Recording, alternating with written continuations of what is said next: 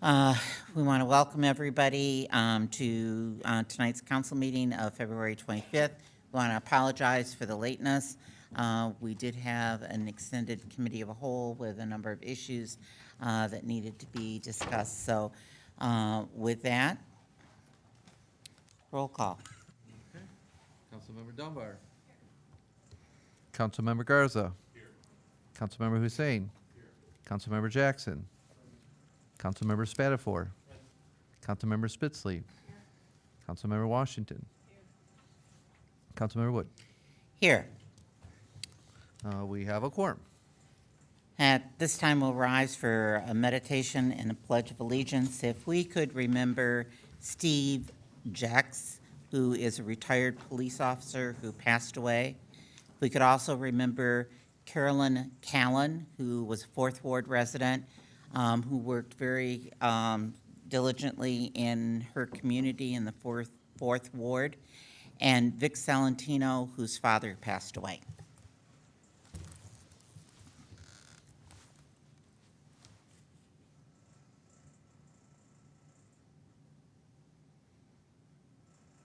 Thank you. I pledge Allegiance to the flag of the United States of America and to the republic for which it stands, one nation, under God, indivisible, with liberty and justice for all.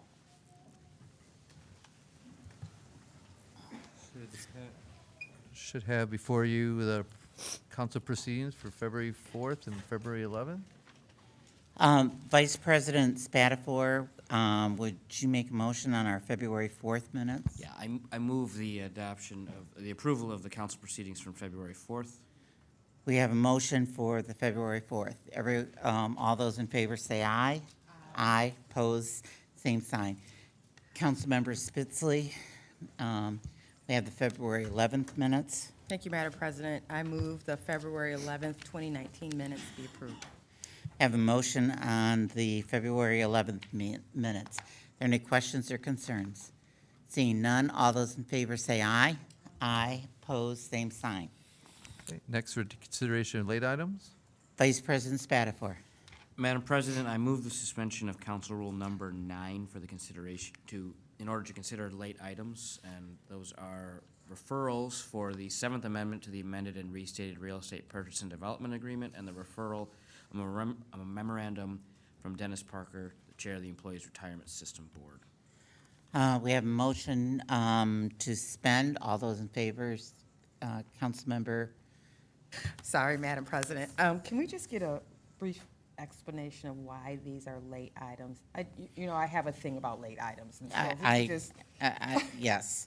It's my understanding that the attorney for the developer just came back from Hawaii and just got the final approval on the documentations, and the goal is to try to put them through at the same time as the brownfield.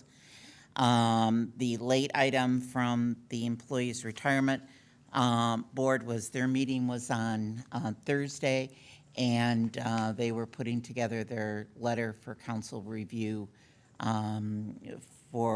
based on our ordinance to look at a particular pension, and that's why it's late.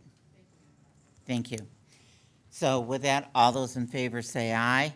Aye. Pose same sign, and those will be done at the referral. Okay. Next, we're to comments by council member and the city clerk. Council comments. Councilmember Washington, then Councilmember Garza. Thank you, Madam President. This is just a reminder to folks that I will be having my constituent meeting this Saturday, 10 a.m. to noon, at the BWL Depot on South Washington. Mayor Shore will be there giving a presentation. No, not really. I love that look. But this is your opportunity to speak one-on-one with myself and with other people in the First Ward. Everyone is welcome. You do not have to live in the First Ward. So having said that, I hope to see you there. Councilmember Garza. Thank you, Madam President.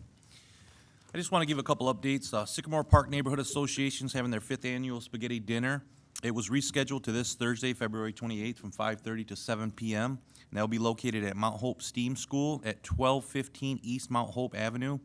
And this meal is free, and all donations support the Disney's Kid performance the students will produce in the spring. Neighbors of Scott Woods will be having their next meeting March 5th at 7 p.m. at the Lansing Area Church of Christ, located 1000 Lincoln Avenue. Guest presentation by Officer Kasha Osborne.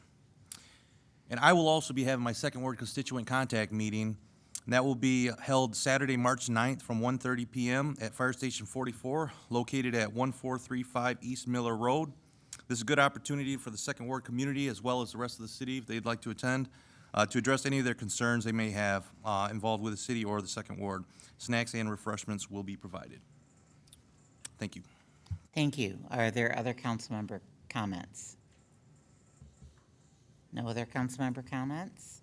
So that takes us to the city clerk. All right, thank you. I'm Chief Deputy Brian Jackson, and I'm covering for Clerk Swope tonight. And I want to share with the council and the public that election has been called for May 7th. There's one proposal on the ballot for the Lansing School Sinking Fund millage proposal. And we have the ballot proposal text and the link to the school district information on the city clerk's elections webpage, which you can reach at lansingmi.gov/clerk, and just click on the elections link. Those on the permanent absentee application list, that will be mailed out late. Those applications will be mailed out later this week. And speaking of absentee application, this election will be one of the first one in Michigan history where we will have absentee voting available for all. You will not have to list a reason to get a ballot in the mail or pick it up early. If you want to be added to the permanent list to receive that absentee application, not a ballot, but just the application, please call our office at 483-4131. That's 483-4131, or you can sign up at our website. This will not require you to vote absentee, but is the first step in getting the ballot in mail. I'm sure that Chris will have much more to say about this in the week, months, years ahead, about this and all the election law reform and changes that have just occurred in the last few months. With that, we are on to community event announcements. Are there any community event announcements? Doesn't look there. Seeing none. Before we go to the mayor, I just want to remind people of the Rejuvenating South Lansing meeting that is tomorrow night on Tuesday at the Alfreda Smith Community Center. We're going to have Scott Ellis from the Michigan Beverage Association that's going to be there to talk about liquor licenses. And so he'll be there to answer questions on that. And that's at 6:30 again, and that's tomorrow evening.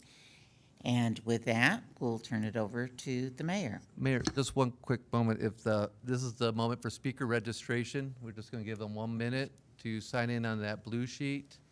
If they want to do the public comment on the items that we have here, the public hearing on the brownfield, the consent agenda, or the 2 zoning ordinances. So sign up now. Sorry, Mayor. That's all right, thank you.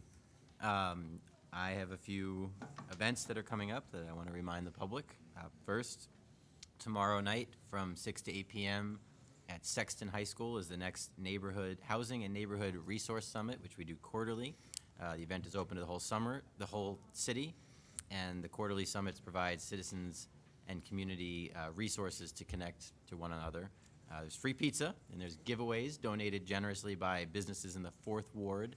And my understanding is the Sexton Choir is going to have a special performance. So should be a good event. Also, we've got 3 more of our participatory budget nights coming up. We did 4 of those previously. We did one last week. On Wednesday, February 27th from 6:30 to 8:30, we have our infrastructure discussion of the City of Lansing's investments in infrastructure, so roads, sidewalks, parks, sewers, trees, city facilities, fleet, all of that kind of stuff. Thursday, February 28th at 6:30. From 6:30 to 8:30 p.m. at the Nut House, we'll be doing our neighborhoods budget meeting.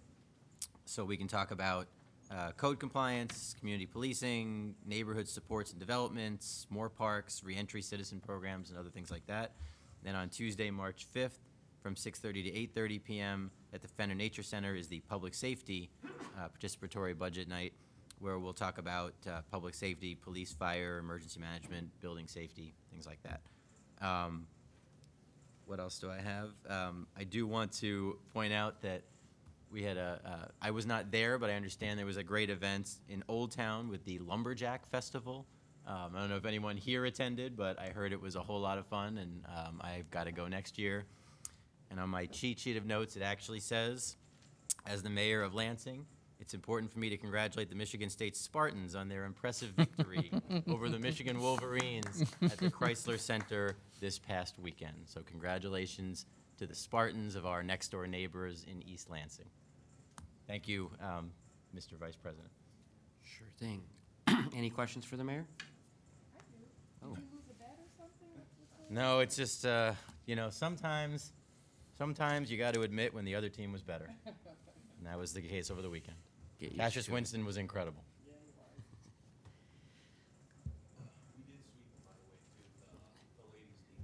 Yes, there was also a ladies' win in East Lansing.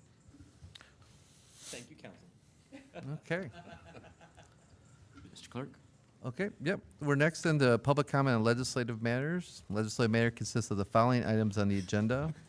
We have in consideration Brownfield Plan 75, 600 East Michigan, Lansing, LLC, Capital City Market at 600 to 636 East Michigan Avenue as well. Oh, that's not the right, I'm sorry. We have, there we go. Yeah, we have the public hearings is the adoption of the 2015 International Property Maintenance Code.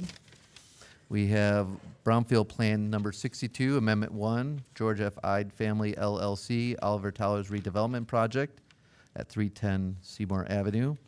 And third is in consideration of Lansing Economic Development Corporation, Rio Town Project, Pablo's Mexican Restaurant, 1102 South Washington Avenue, and West Elm Street. With that, we'll go first to Councilmember Hussein on the adoption of the International Property Code. All right, yeah, so this is something that we've actually been taking a look at in public safety dating back to December. We did have Mr. Scott Sanford, our lead housing inspector, into committee of the whole. I believe it was February 11th. He talked a little bit about the changes. What we're hoping to do is to adopt the 2015. We're currently operating under the 2009 International Property Maintenance Code. Some of the differences Mr. Scott Sanford highlighted on the at the committee the whole meeting on February 11th are as follows. Number one, the reference section has been expanded. In 2009, in terms of the IPMC, we were only required to contact owners of the property when we actually had code compliance issues. The 2015 actually now, I should say we were required to contact the owner. The 2015 actually now allows us to contact the authorized agent. There is an expansion in the code to add fire protection on multi-tenant buildings. The Committee on Public Safety did request the change to remove the section on occupancy, since in the city, the zoning ordinance addresses occupancy, so we don't want that to cause a conflict. And then lastly, it's here in my notes that I'm supposed to discuss the fact that the motor vehicle portion is not used because the city utilizes the State of Michigan Motor Vehicle Code. So that deals with the IPMC. The second public hearing we have is consideration of Brownfield Plan number 62, Amendment number 1 for the George F. Ide Family LLC, for the property at 310 North Seymour Avenue. This is a property that has been vacant since 2000. There was a pretty significant fire in 2000. This was a LHC property, subsidized assisted living, or I should say senior living. And the fire did significant damage to the first floor. And so that property was not renovated because of the significance of the damage. And then 2015, the city of Lansing and the LHC actually partnered to sell this to the Ide group.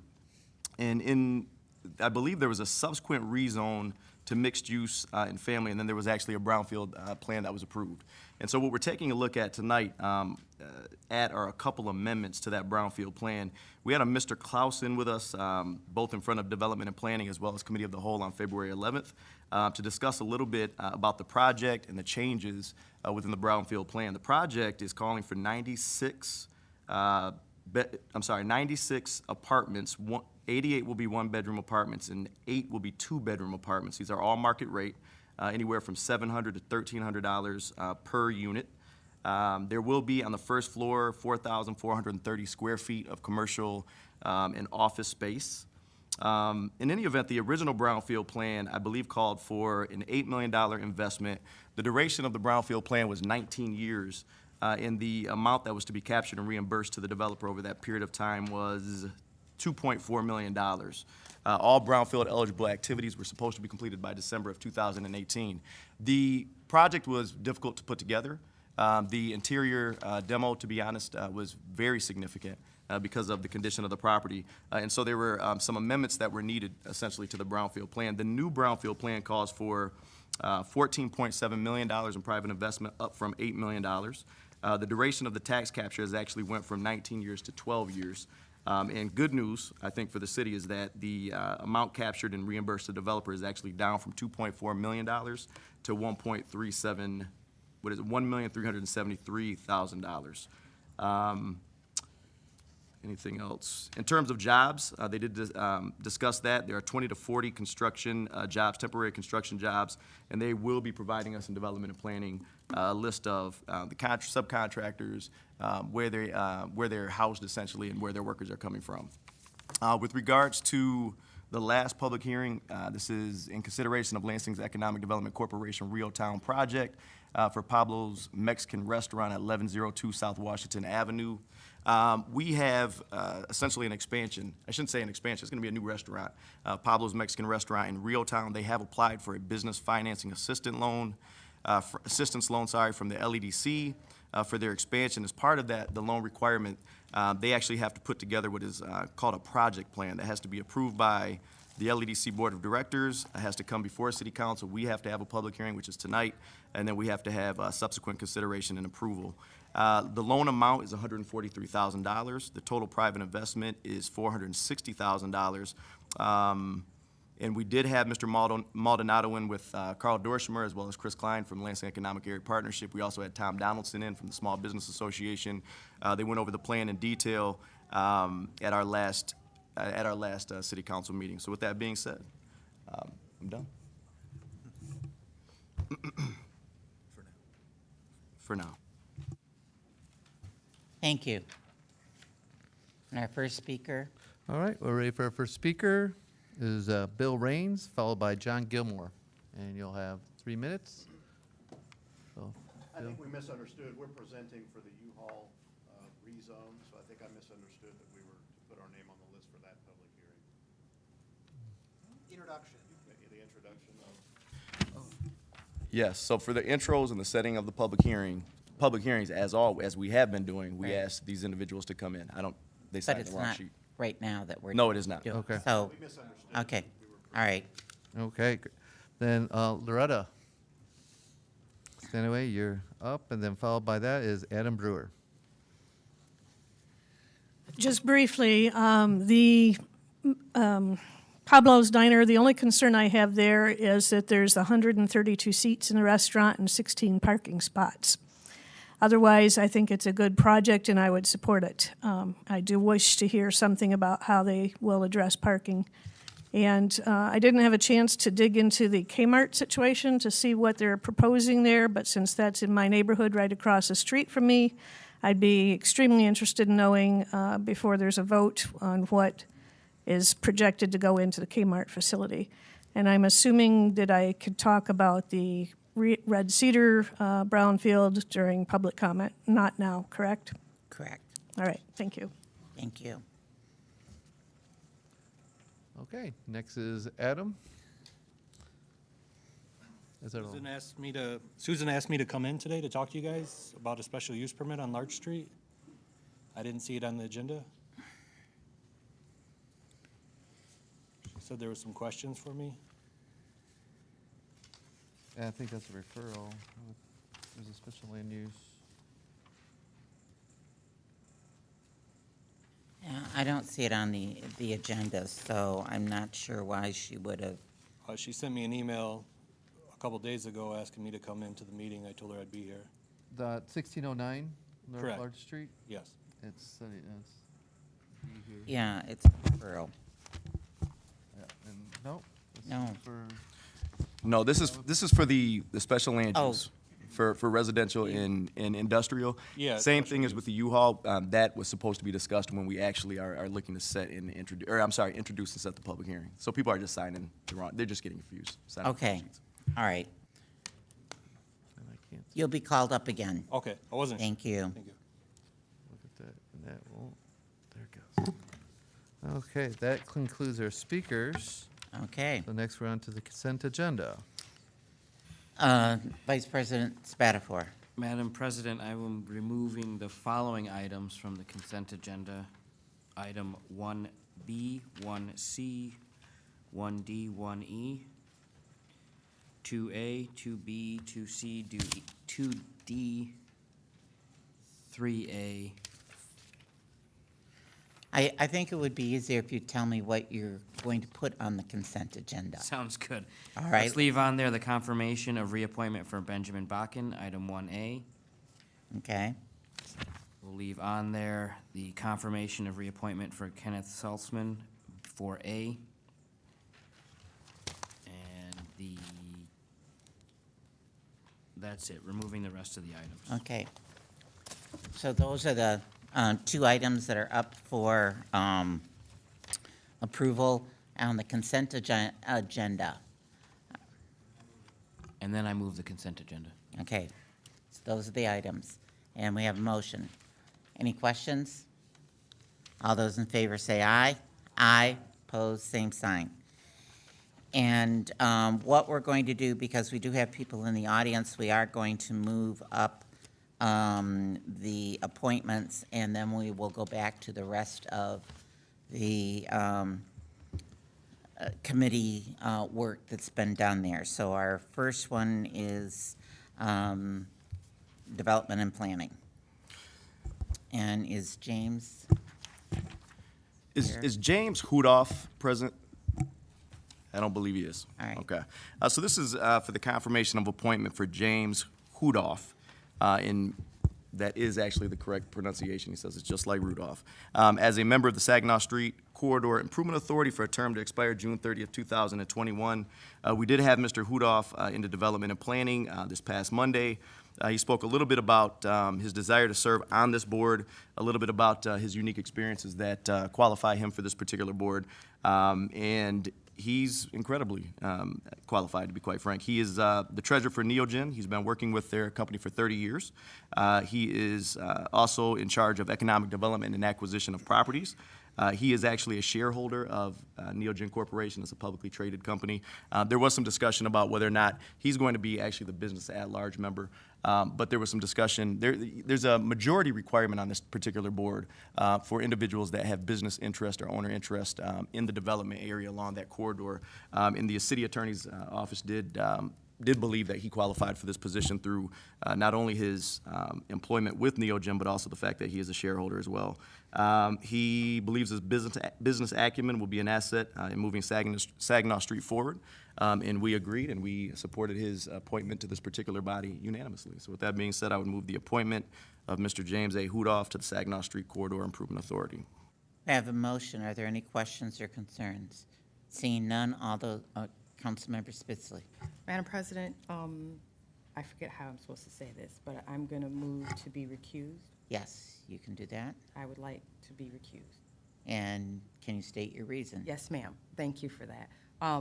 Just because the company I work for has an interest in property along Saginaw Street. Okay. We have a motion to recuse Councilmember Spitzley. All those in favor say aye. Aye. Pose? No. Okay. Now for the motion on the, Yes. 1, 2, 1, 2, 3, 4, 5. No, those two said no, and you can't vote, so, so you get to vote. We need 6 for an appointment? No, for recusal. No, for a recusal. You two voted not to recuse her. She cannot vote, so that means that she is now required to vote on this appointment. And in all fairness, it probably isn't a big deal, but I always like to cover my bases just in case. Yes, It Council, really is not a, I'm sorry. Vice President Spatafor. And I appreciate the council members' willingness to disclose that interest. I just did not feel it was a conflict that required her Okay. to abstain. That's fine. All right, so now on the appointment, all those in favor say aye. Aye, opposed, passes unanimously. That takes us to public safety, and that would be Councilmember Spitzley.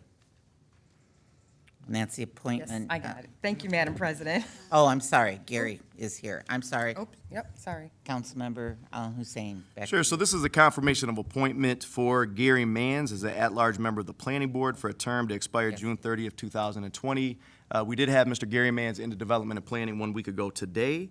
He would be replacing, we actually had a resignation on the board, I believe it was Lynn Martinez, in an at-large position. In any event, Gary shared with the committee that he moved to Lansing in 1984. He does currently live in Ward 1. He lives in the Groesbeck neighborhood. He has been with the state of Michigan for over 35 years. He's been in training and human resources. He's been the deputy director of MDOC and an administrator.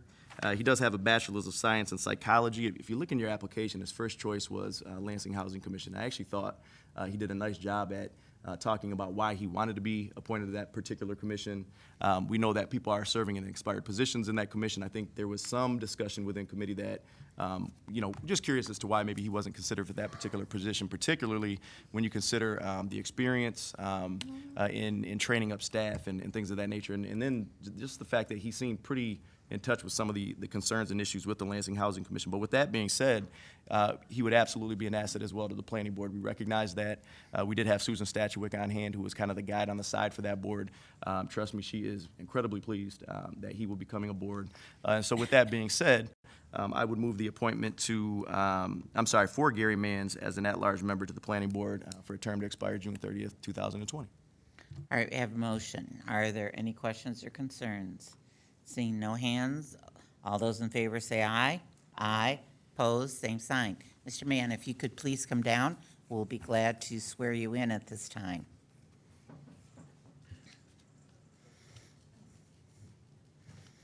You can have family come down with you as well, if they'd like. If you come in the well, please. Oh. Yeah.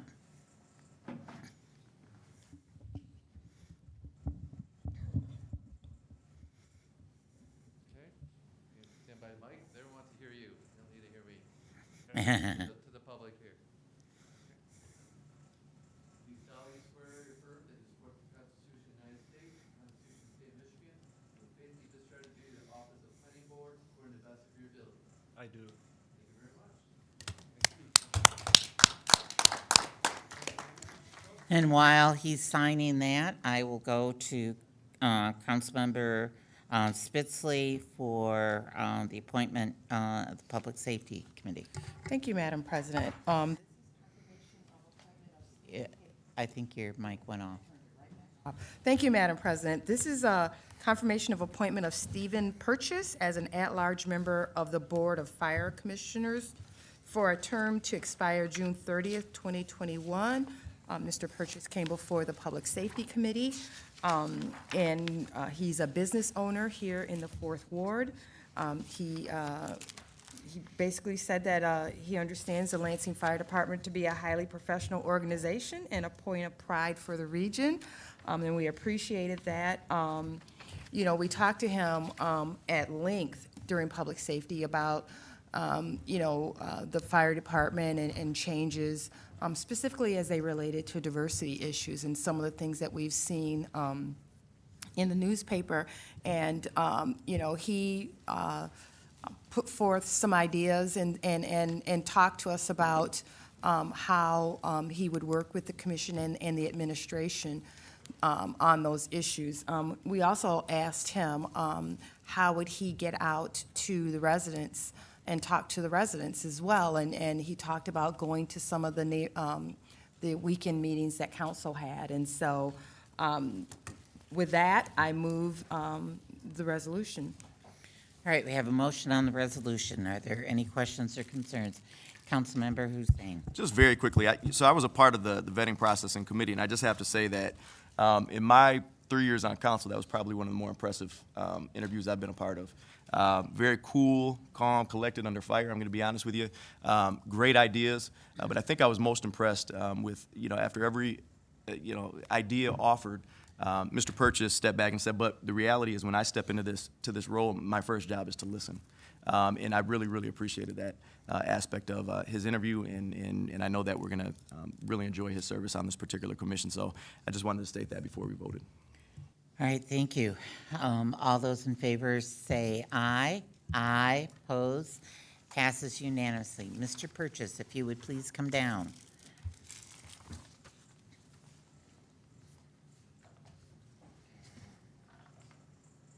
I think the advantage that he brings to this is he comes from a line of firefighters, so that helps him as part of this.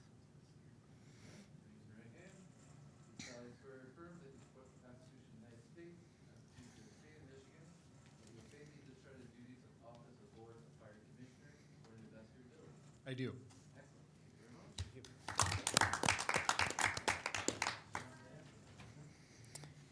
And as that's being signed, I'm going to turn to Vice President Spatafor, and we have confirmation of Ms. Knapp.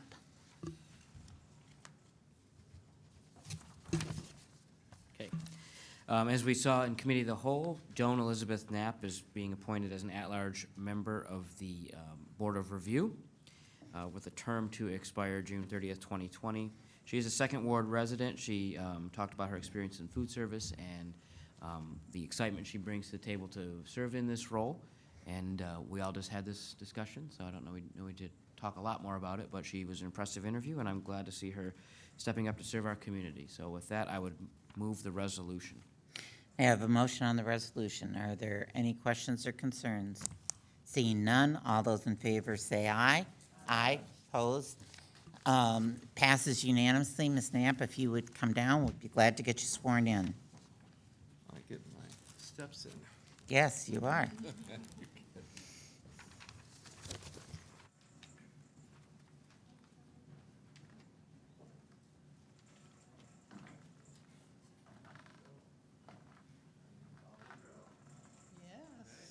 It's good not be. You solemnly swear or affirm that you support the Constitution of the United States, the Constitution of the State of Michigan, that you will faithfully discharge the duties of the office of the Board of Review according to the best of your ability. I do. Thank you. We'll have you sign some paperwork. And as she's doing that, I'm going to go back to Vice President Spatafor. We have two appointments that are not here, and but we need to move those at this time. Sure. I would move the resolution for the appointment of Felicia B. Eshra as an at-large member of the Board of Review for a term to expire June 30th, 2020. She was just here for Committee of the Whole. Fourth Ward resident with a lot of legal experience. She hails from my alma mater, the James Madison College at Michigan State. So there can't be anything wrong with her, so I suggest we pass this resolution. All right, we have a motion. All those in favor say aye. Aye. Opposed, same sign. Passes unanimously. And then you have your first one, Ms. Yes, and I would move the resolution appointing Betty J. Trice as a Fourth Ward member of the Medical Marijuana Commission for a term to expire November 27th, 2020. Ms. Trice is not here. She is a Fourth Ward resident. She had 40 years working in state government as a legislative employee, and she was back. She was here on the 11th for Committee of the Whole.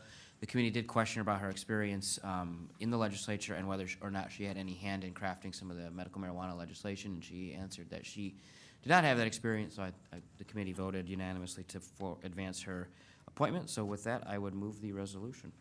All right, we have a motion. Are there any questions or concerns? Seeing none, all those in favor say aye. Aye. Opposed, same sign. Passed unanimously. That takes us back to Development and Planning, and Mr. Councilmember Hussein, we're at setting the public hearing for the special land use. And if you'd like to have the gentleman come down at this time, that's Yes, fine. come on down. And as you're coming down, I'll preface this just a little bit. If you recall, this deals with the electrical substation, the old outdated and not used electrical substation. It was actually constructed back in the 1930s. It's been vacant for about 10 years. Last year, if you remember, we actually approved the selling of what they were calling, BWL was calling surplus property. And that sale did in fact take place. I think originally the applicant wanted to, they actually owned and operated a rental business, and so they wanted to move office space into that particular building. It was described to us that that was tough to make work. Numbers are tough to make work at this particular site. The environmental remediation, is significant. There's just a number of issues.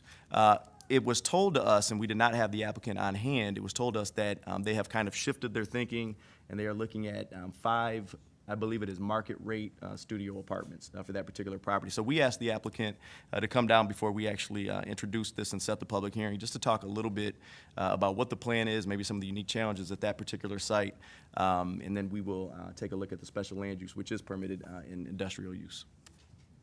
Or, I'm sorry, in industrial zoning. I didn't really prepare anything. She said you had questions for me. I think the questions are, if you could explain to us a What little we're bit gonna about the apartments and the things that you're talking about having at that location is what we're looking for. All right, there's not much really we can do to this building, apartments or office space. We requested 5 units. I think we're gonna go to 4. And I cleaned the building out. Not sure what else you'd, I'm not used to speaking. So. Is this the only rental units that you have in the city? Do you have other rental units? If so, Yeah, I own a few buildings on Turner Street, commercial. One's heavy industrial, one's just commercial. It's not heavy industrial. And then there's a few other buildings in town I own. are any of them residential? I own one house residential, and that's it. Okay. Councilmember Spitzley? Thank you, Madam President. I'm looking at it on Google Maps here, and it's a really interesting building, that's for sure. But I'm looking, is there parking? Yeah, I own the lot next to it. There's enough parking spots for 9 spaces. And how many apartments did you say you were gonna? I want to put 4. At first, we thought 5, but I think 4 would be better suited. Are there any environmental concerns that you No, guys have to deal I did a with? phase 1 and a 2. You did phase 1 and phase 2? And we did abatement. There was some asbestos. We got all that out. Okay, thank you. Councilmember Hussein? This is the only thing that, it's just curiosity. My understanding, we've had other developers go through that particular structure. And, they've talked about the building as being, just amazing, and something that is certainly worth saving. But with that being said, the developers we talked to stated that there would be a significant capital investment to make anything really work at that particular property. What would monthly rates have to be? I guess I'm just curious. If you're only going to do 4 apartments, what would monthly rents have to be in order to make your numbers work? $700 for the 2 bedrooms, and then about $1,500 for the bigger one. $700 to $800 for the smaller ones. Okay. All right, are there any other questions for the applicant? Seeing none, Councilmember Hussein? Public hearing for this would be March 25th, so I would move that we set the public hearing for March 25th. March 25th. And can you tell us what the outcome was from the planning board? It was approved Yeah. Okay, by the thank planning board. Can I ask one more question? Yeah, go ahead. I know that when we, and this is just, obviously, when we vetted this, it was discussed that the potential sale would be $70,000, I think, for this particular site. Can you tell us what you actually purchased this property for? For 70. I It was for overdid 70? Yeah. All right, thank you. With that, we have a motion to set the public hearing for March 25th. All those in favor say aye. Aye. Opposed, same sign. Thank you, sir. Thank you. Councilmember Hussein, we're to the obsolete property. Yeah, this is for the revocation of the obsolete property rehabilitation exemption certificate, for Spartan Internet Properties LLC at 1030 South Holmes Street. So the recommendation actually came forward from the city's administration. Long history there, obviously. I believe the certificate was approved back in 2008. It was to expire in 2020. There was supposed to be, so there was actually groundbreaking in 2009. I believe the mayor actually had his State of the City address at this particular site in 2009. And this was supposed to be a nearly $2 million investment, and it was supposed to be really kind of a tech hub, if you will, and they were going to bring their headquarters, I think, up to the 3rd floor. There was going to be math-based programming and science-based programming for kids on the 1st and 2nd floor. And then we actually had contracted with them at one point to move our Lansing Media Center into this particular property. There's things we can and can't discuss here, but I would just say that we did go to court on this one. We were successful, and we need to revoke the certificate at this point. Oh, this is a revocation. All right, thank you. Are there any questions? Councilmember Washington. Thank you, Madam President. This property has been problematic for the homeschool neighborhood for quite some time, and there's been all kinds of suggestions of what may and may not go into that building, and some things the neighborhood is vehemently opposed to. Have we had anybody, you don't need to tell me for what, have we had anybody seriously approach us about this building? And if you can share, that would be great. If not, I get it. Mr. Mayor? It's not ours. Right. And yes, somebody has very seriously approached about that building, but not to us because it's not ours, but yes. It's still owned by Land Bank, I Spark? believe, owns it. The land bank has it now? We were told that the developer actually defolted on their payments. It's and not the land bank, it's a bank. It's Yes. not the land bank. It's the bank or whoever it defaulted to, the folks who put in their money, in essence, they got it's not the land bank, you're right. It's whoever was defaulted to in the lawsuit, the contractors, in essence, they own it, and my understanding is there's a very serious offer on the table, but we don't own it. My understanding, Mayor, is that there was a purchase from the bank that also foreclosed on. All right, were you done, Councilmember Washington? Yes. And my question on this is, what we're doing is revoking an obsolete property tax exemption that's only got a year left in it. And is there any way to recoup, since they did not fulfill any of their obligations under the obsolete property tax, can we recoup anything from that? And I understand that they've got lawsuit after lawsuit, but that company is still running and still has offices in downtown Lansing. We have a judgment against the But- owner, and it's non-dischargeable, and that's being pursued. For the obsolete property, not for just what they owe. For a wide number of claims, Okay, and obsolete property is one of them. for unjust enrichment, yes. Okay. I just wanted to make sure of that one. All right. I can answer that. Yes, I'm not sure if this is working, yes, but so the beauty of an Oprah is that it only really works if the project's completed, and since it wasn't completed, there's not a real benefit to the developer. So in this case, although it's been on there for 10 years now, there wasn't a real benefit because the project was not completed. So this just kind of clears the deck, makes potential redevelopment possible in the future, in the near future, hopefully. all right, thank you, Chris. With that, are there any other questions? Seeing none, all those in favor say aye. Aye. Opposed? Passes unanimously. Then next, we're on to Committee on Public Safety. And that would take us to Councilmember Spitzley, and we're on B.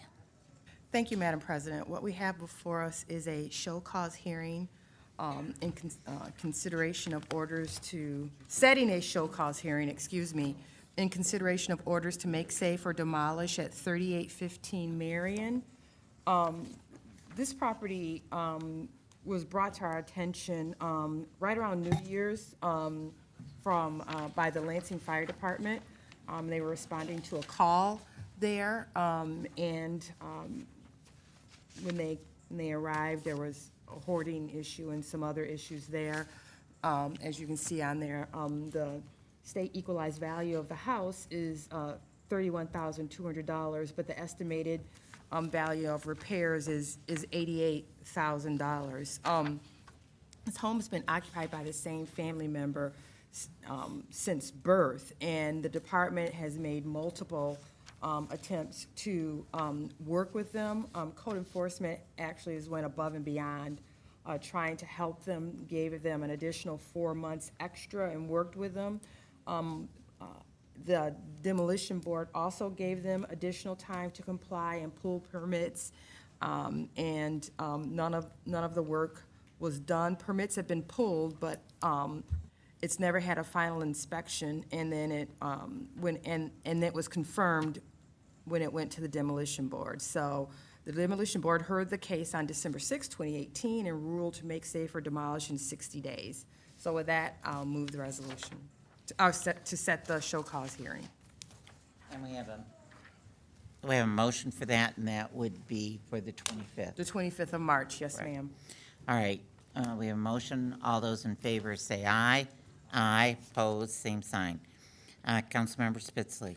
Thank you, Madam President. The next item is setting a show cause hearing in consideration of orders to make safe for demolish at 4704 Hughes Road.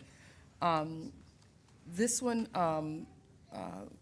according to code enforcement, was tagged on March 27th, 2018, with sewer, plumbing, and electrical issues. Apparently, the basement is full of water at this point, and it is also a vacant piece of property, and the floor is collapsing, so it's not really safe. The SEV on the house is $36,000. It is estimated that repairs would be $80,000. There was a meeting on October 25th, 2018, with the demo board, and no one showed up. And with that, I would move the resolution to establish a show cause hearing, and I think that's going to be March 11th, 2018. Isn't that? I'm sorry, 2019. And I would move the resolution. I think I think I said March 11th. Maybe let me check the resolution here. March 11th. Yep, March 11th. So my question is, the other one, should have been March 11th as well? I thought that was, no, yeah, I'm sorry, it was March, that one was All right, March so 11th what we as need well. to do is Yep. finish this one and then Yep, and then reconsider the reconsider, other yep. one. So we have a motion to set show cause hearing for the 11th. All those in favor say aye. Aye. Opposed, same sign. Councilmember Spitzley. Madam President, apparently we passed the motion to set a show cause hearing for 3815 Marion for March 25th, when it should have in fact been March 11th, 2019, and so I would move to reconsider. Do we move to reconsider, or we Yeah. move to reconsider the motion so that it is properly dated March 11th, 2019? A motion to reconsider. All those in favor say aye. Aye. Opposed, same sign. Councilmember Spitzley. Now, do I ask for, now, Yes, now you okay, vote so now I need a motion to set a show cause hearing for March 11th, 2019 for 3815 Marion, make safe or demolish. I have a motion for the 11th. All those in favor say aye.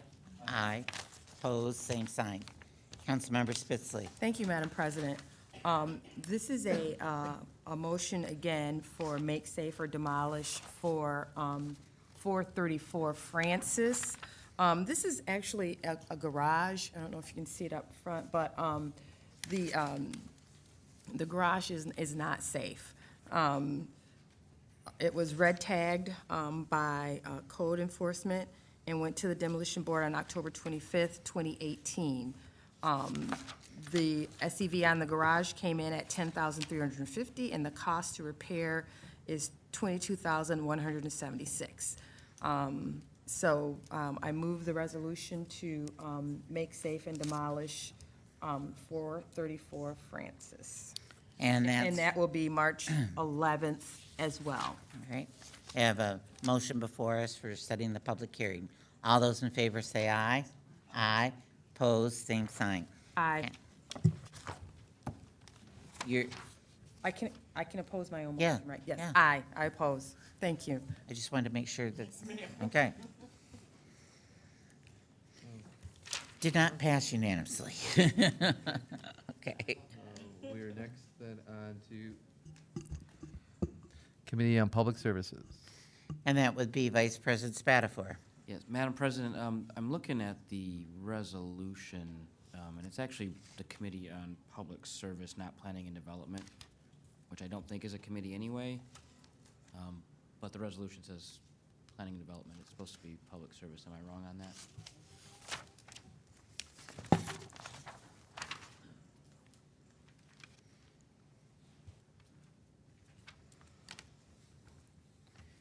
This can be amended to say the Committee on Public Service. So Also, the final whereas should read Committee on Public Service.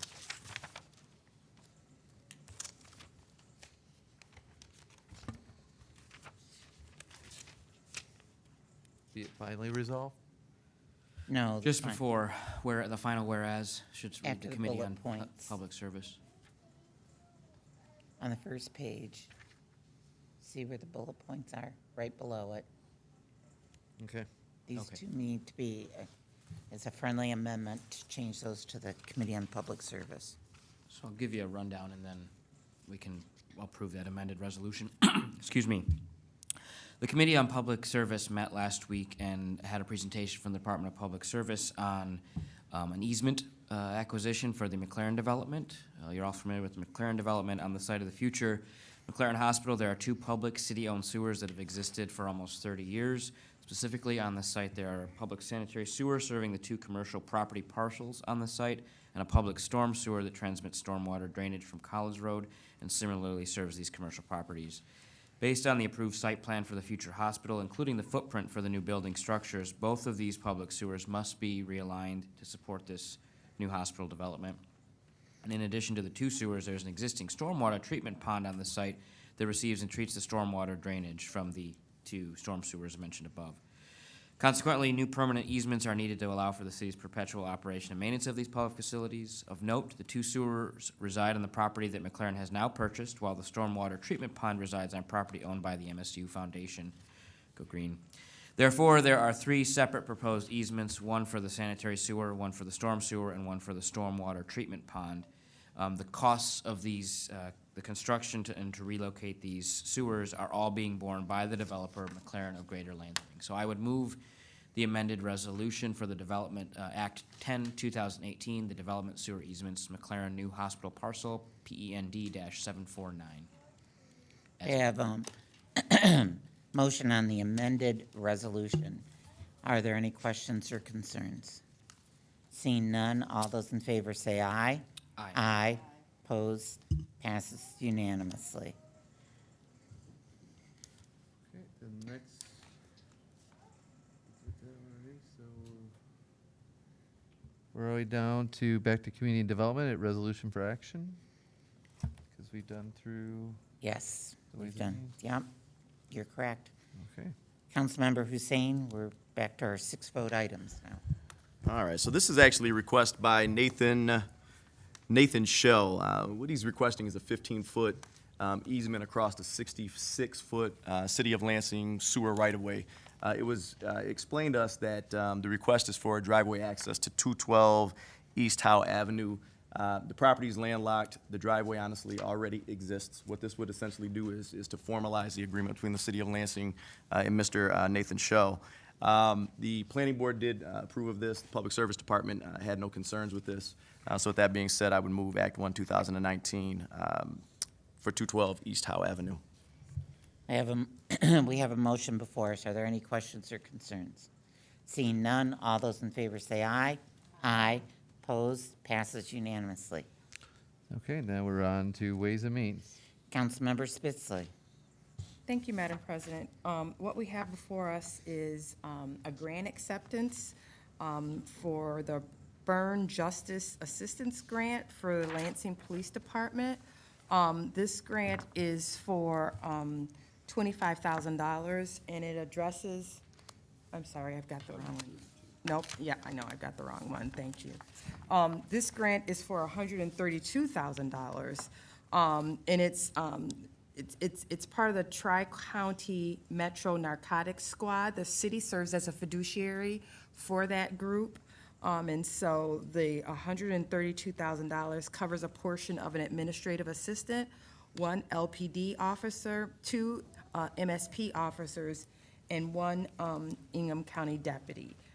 The grant period is between October 1st, 2018 through September 30th, 2019. And from what I understand, we just got the money recently, and so that's why we're here approving the resolution. And with that, I move the resolution. Have a motion on the resolution. Are there any questions or concerns? Seeing none, all those in favor say aye. Aye. Opposed? Passes unanimously. Councilmember Spitzley. Thank you, Madam President. The next grant is Michigan Office of Highway Safety Planning grant for the Lansing Police to combat for the underage drinking enforcement program. This is a $25,000 grant specifically funds specifically to address teen drinking and underage drinking. What the money will be used for is reimbursement of overtime for our officers. It's also used for underage decoys that we coordinate with to send them into establishments to check for underage drinking. It's also for staffing of events or areas where underage drinking might occur, like they'll add an extra officer during prom or something where there are suspected that there may be some underage drinking. With that, Madam President, I would move the resolution. I have a motion on the resolution. Are there any questions or concerns? Seeing none, all those in favor say aye. Aye. Opposed? Passes unanimously. Councilmember Spitzley. Thank you, Madam President. The final grant acceptance is for the Burn Justice Assistant Grant for technology for the Lansing Police Department. This grant is $55,855, and it's a supplemental JAG grant. What it is going to be used for is to purchase new tech equipment. It is specifically a technology grant. Some of the items that they've mentioned to us is a computer laser, a spectroscopy for drug testing, and that's important because it protects the officers. A lot of times you hear where officers are out, and they come across meth, or they touch it or whatever, and then they're affected, and so it's to protect the officers as well. It's also used to purchase a mobile fingerprint unit for folks who are already incarcerated, and so they can just have their fingerprints taken in jail. And with that, Madam President, I would move the resolution. All right, we have a motion on the resolution. Are there any questions or concerns? Seeing none, all those in favor say aye. Aye. Opposed? Passes. Okay, we're back to Committee of the Whole. Vice President Spatafor. Yes, I would move the resolution for Act 4, 2019, the sale of city property, the Townsend parking ramp located at 221 Townsend Street to the Michigan Senate, 753, just a reminder, this is an $18 million sale to the Senate, $13 million of which will go into escrow to continue to pay off the debt on that structure, the bonds on that structure, excuse me. $5 million surplus would go to the general fund. It has been determined that it does not have to stay in the Parking Renaissance Fund. We are reserving 228 spots for city employees with a reasonable rate for our employees to park, and 50 public spaces. There was a question about the 1.5 FTEs that are city employees that monitor that ramp. They will be reassigned to other ramps in the city and lots, et cetera. So that's that. Okay, and again, this is the buy-sell agreement. So do we have any questions or concerns? Seeing none, all those in favor say aye. Aye. Opposed? Passes unanimously, Mr. Mayor. Madam President, I would also move the resolution for the sale of the Townsend parking ramp with the resolution defeasing the bonds, PEND-739. This is the defeasement of bonds, which I think is the process by which we sort of void them and then reassign them to a new. Why don't you just take this one? I'm gonna make it up as I go. Some of the bonds are not callable, so the money has to be placed into an escrow, and the escrow agent and the financial companies will then pay the interest until bonds become callable, and then they're called. I was gonna say that, but you just know it much better than I do. And I have talked with the city attorney, and this was done in the correct order, so I would Okay. move that resolution. All right. With that, are there any questions? And this is the last step of this process.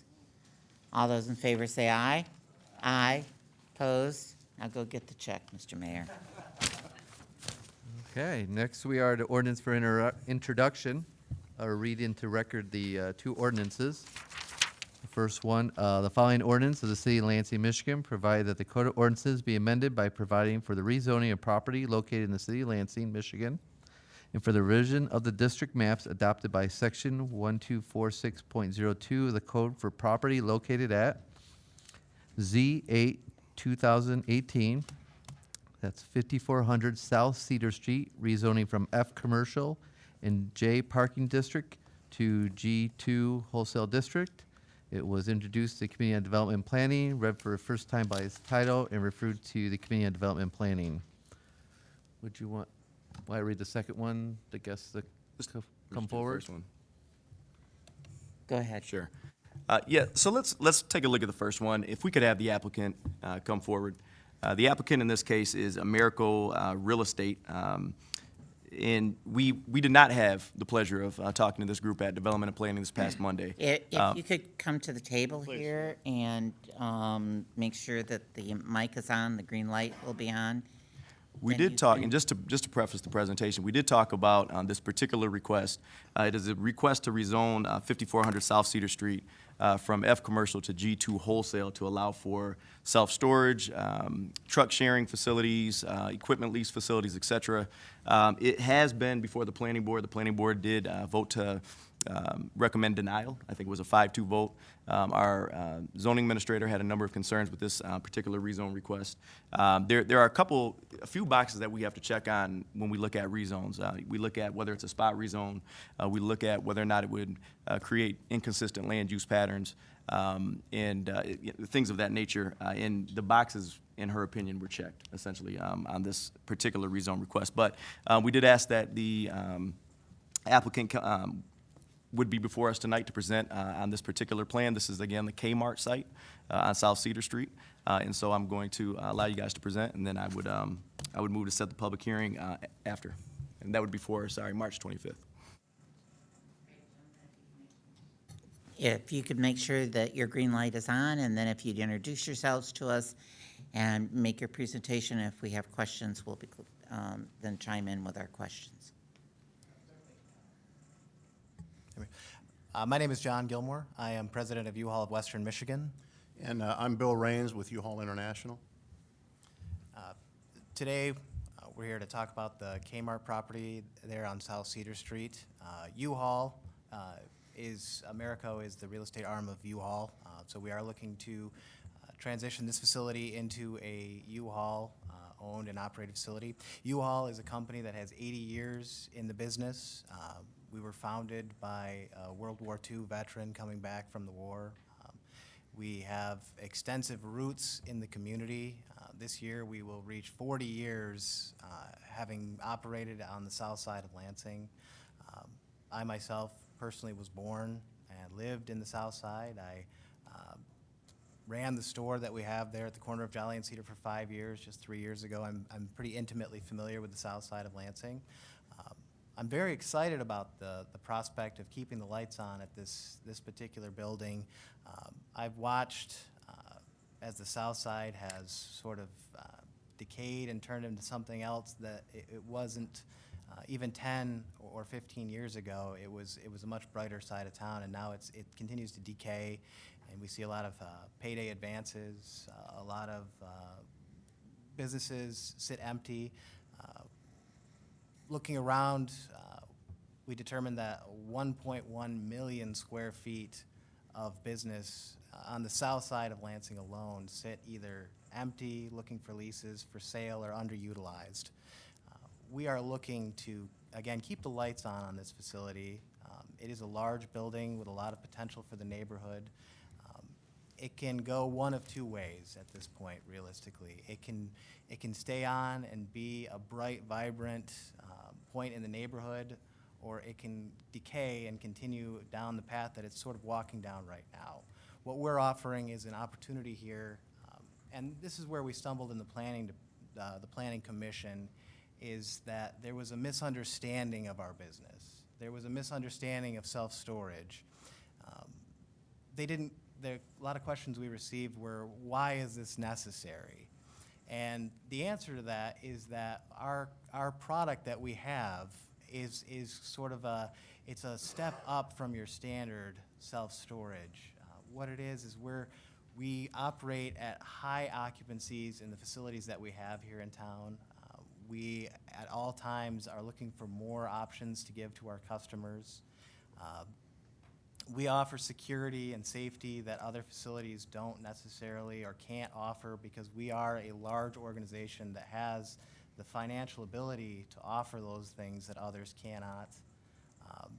We are looking to invest in this community, the south side of Lansing, and this project you're looking at between $5 and $8 million investment. You're looking at between 20 and 30 temporary jobs, construction over the year to 2 years while this project is underway, and then a permanent base of about 7 to 10 additional jobs added to the south side. Again, I'm from Lansing. I've lived here. I hate to see this building go dark. I hate to see the south side continue to walk down the path it is. I know we're asking for something that is outside of the ordinary in a lot of ways, but the south side of Lansing calls for outside of the ordinary thinking in order to improve and build back to where it was 10 or 15 years ago. And some of the other questions were, if we let U-Haul into this building, are we missing an opportunity? And again, I'll reference that 1.1 million square feet of empty or underutilized space on the south side of Lansing. There is no missed opportunity here, outside of missing the opportunity of allowing us to redevelop this site into something that can be a benefit to the neighborhood. It can be a benefit to the community. We are asking for no tax incentives. We are asking for nothing from the city in terms of breaks or anything going forward. All we're looking to do is invest in this community that we have 40 years roots in and continue to grow in the area. We see high potential. We are not a company that is accustomed to just throwing money at projects that we feel like are not worth doing and neighborhoods that we don't feel like are investing in. This neighborhood is worth investing in, and we believe that we can do business here and continue to grow and help the neighborhood. With that, I'll turn it over to Bill. No, I think John covered that pretty well. I just want to point out the before and after. This is our typical imaging, and just to give you an idea of something that is aesthetically pleasing, and to take it from a dark facility that, has the potential for homeless or for crime or that type of thing, and bring it to a well-lit, aesthetically pleasing, landscaped facility that provides a service to the community. That's what we're really excited about. John did not mention that we have reached out to the neighborhood association behind us, and we are planning to meet with them, is it next week? John is planning to meet with him next week, and the Business Association. So we want to be a part of the community. We want to contribute. Again, as John said, we're not asking for any breaks, simply some, cooperation and point us down the right avenue if we need to compromise, and what can we do to give to the community here. Councilmember Spitzley. Thank you, Madam President. And so I still didn't hear the answer to the question, which was, why do we need more storage facilities in that general area? You guys are across the street on the corner of Jolly and Cedar. You're also down by 96. And we also have a storage facility on Martin Luther King and Holmes Road, and we're also going to have another storage facility on Holmes Road. And so, the response of, because we're going to make it look pretty, isn't compelling to me. So I need to know, what why we need another large-scale storage area. I mean, empty buildings, yeah, they take a little while longer, and I don't like to see it laying there vacant either, but your response is, we're going to do it because it's open and it's vacant, and we're going to make it look pretty. I need to know exactly, what's the justification of having an additional storage facility in such a close proximity to all the other storage facilities? Absolutely. Thank you. The first thing is, as John stated, all of our facilities, we have only 1,000 storage rooms available in the Lansing area as U-Haul. We have locations, we do 4,000 or 5,000 truck transactions monthly between those centers, of which 20% of those customers need self-storage. So I don't know what the competitors are doing. If they're operating at 40 or 50%, I'm not sure who's their business plan and what it's about, but our model is to provide highly secure, aesthetically pleasing, welcoming, secure, well-lit locations that our truck customers want to go to. The foot traffic that our U-Haul centers get with truck and trailer customers is just hundreds more than any of the other locations. The other locations may simply be struggling because that moving customer standing at our counter needs a storage room, and they're not going to leave U-Haul and go somewhere else if we give the customer the things that they want. And so that's kind of what our formula is, the math, the population, the competitors, the services that we offer. And as John said, we're not interested in coming into a community and dropping $5 or $8 million in investment if we haven't done our homework and we fully believe that this will run at high occupancy and there's a need here for that resident. And I would also interject, one thing that's a high Can you consideration. pull the mic just a little bit I closer apologize. to you? I would just like to state to the fact that one of the big things and one of the big draws of self-storage at particular times of year, MSU is obviously a huge sort of elephant in the room in all situations, but you've got 40 to 50,000 students that at the semester breaks, at summertime, wintertime, they will be looking for self-storage. You have thousands and thousands of students looking for storage. Students that would not necessarily ever venture into the south side of Lansing.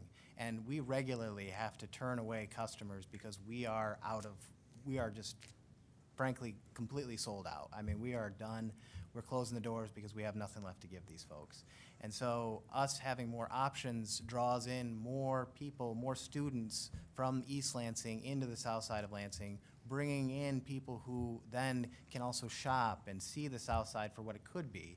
So these are also things that we feel is a big draw for wanting to increase our business there, is because of, again, the student population, East Lansing.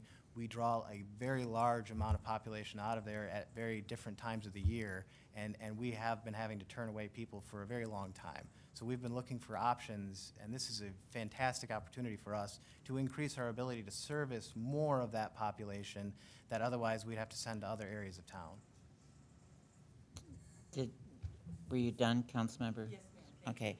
I've got Councilmember Hussein, Councilmember Washington, Councilmember Vice President Spatafor, and Councilmember Dunbar.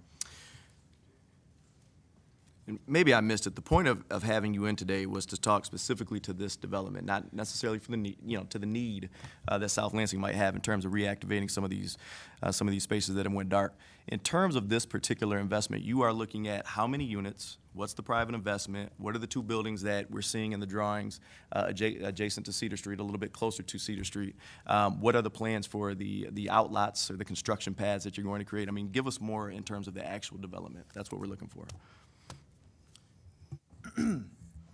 So when you look at the site plan as we've sort of submitted, what we're looking at with the two additional outbuildings is the Kmart sits very far off from the road.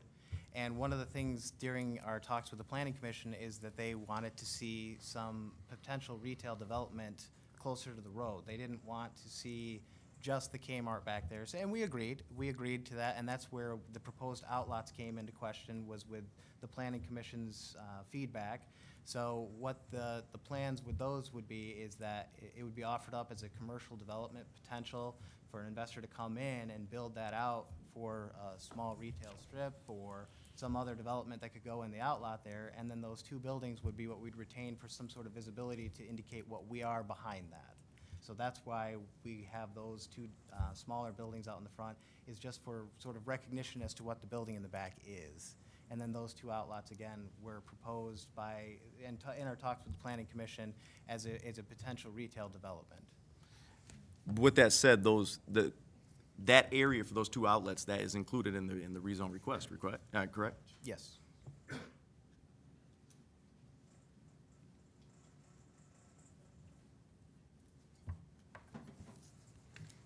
Are you done, Councilmember Hussein? No, can you tell us where you're at with the Dad's Insight? I'm sorry, I did not hear you. Could you tell us where you're at with the old Dad's Insight? Oh, the hotel? Yes. We are currently in the demolition phase. We should receive construction drawings to submit for permitting here within the next, yet this week. I actually confirmed that today, so we should be getting those to submit this week for permitting. We're gonna do that in phases, starting on the first floor and then work our way down. But as you can imagine, the demo and the cleanup from this was incredible. Although the bones and the foundation of the building are fantastic, just the simple cleanup of what was in there was just unbelievable. So it's been quite a chore to get that cleaned up, and we hope to submit for construction permits here in the next week. If things go as expected,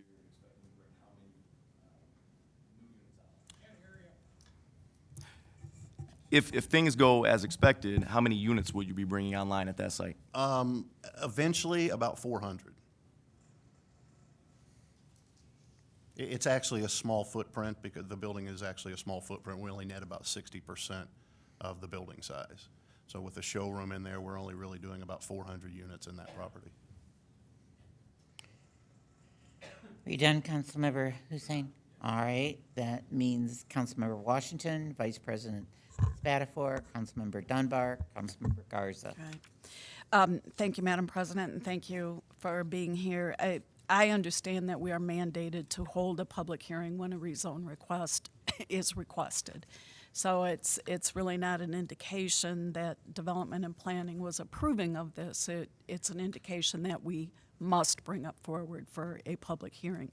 Having said that, I'm going to be real frank. I am not in favor of any more storage units in this city. I get it. It's a great business model. There's very little overhead and a whole lot of profit. So kudos to you for figuring out where the money is. But we have your new thing coming on board. We did one of our historic buildings is now self-storage, which in my opinion, it's in my ward and it looks disastrous.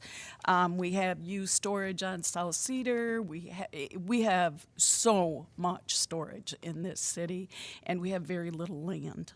So I'm not really interested in using any more of our precious land for storage. It's great for you, not for us.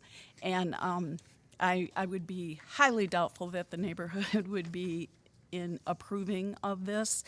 And I'm not always one to think that something is better than nothing. Sometimes you just wait for the gem.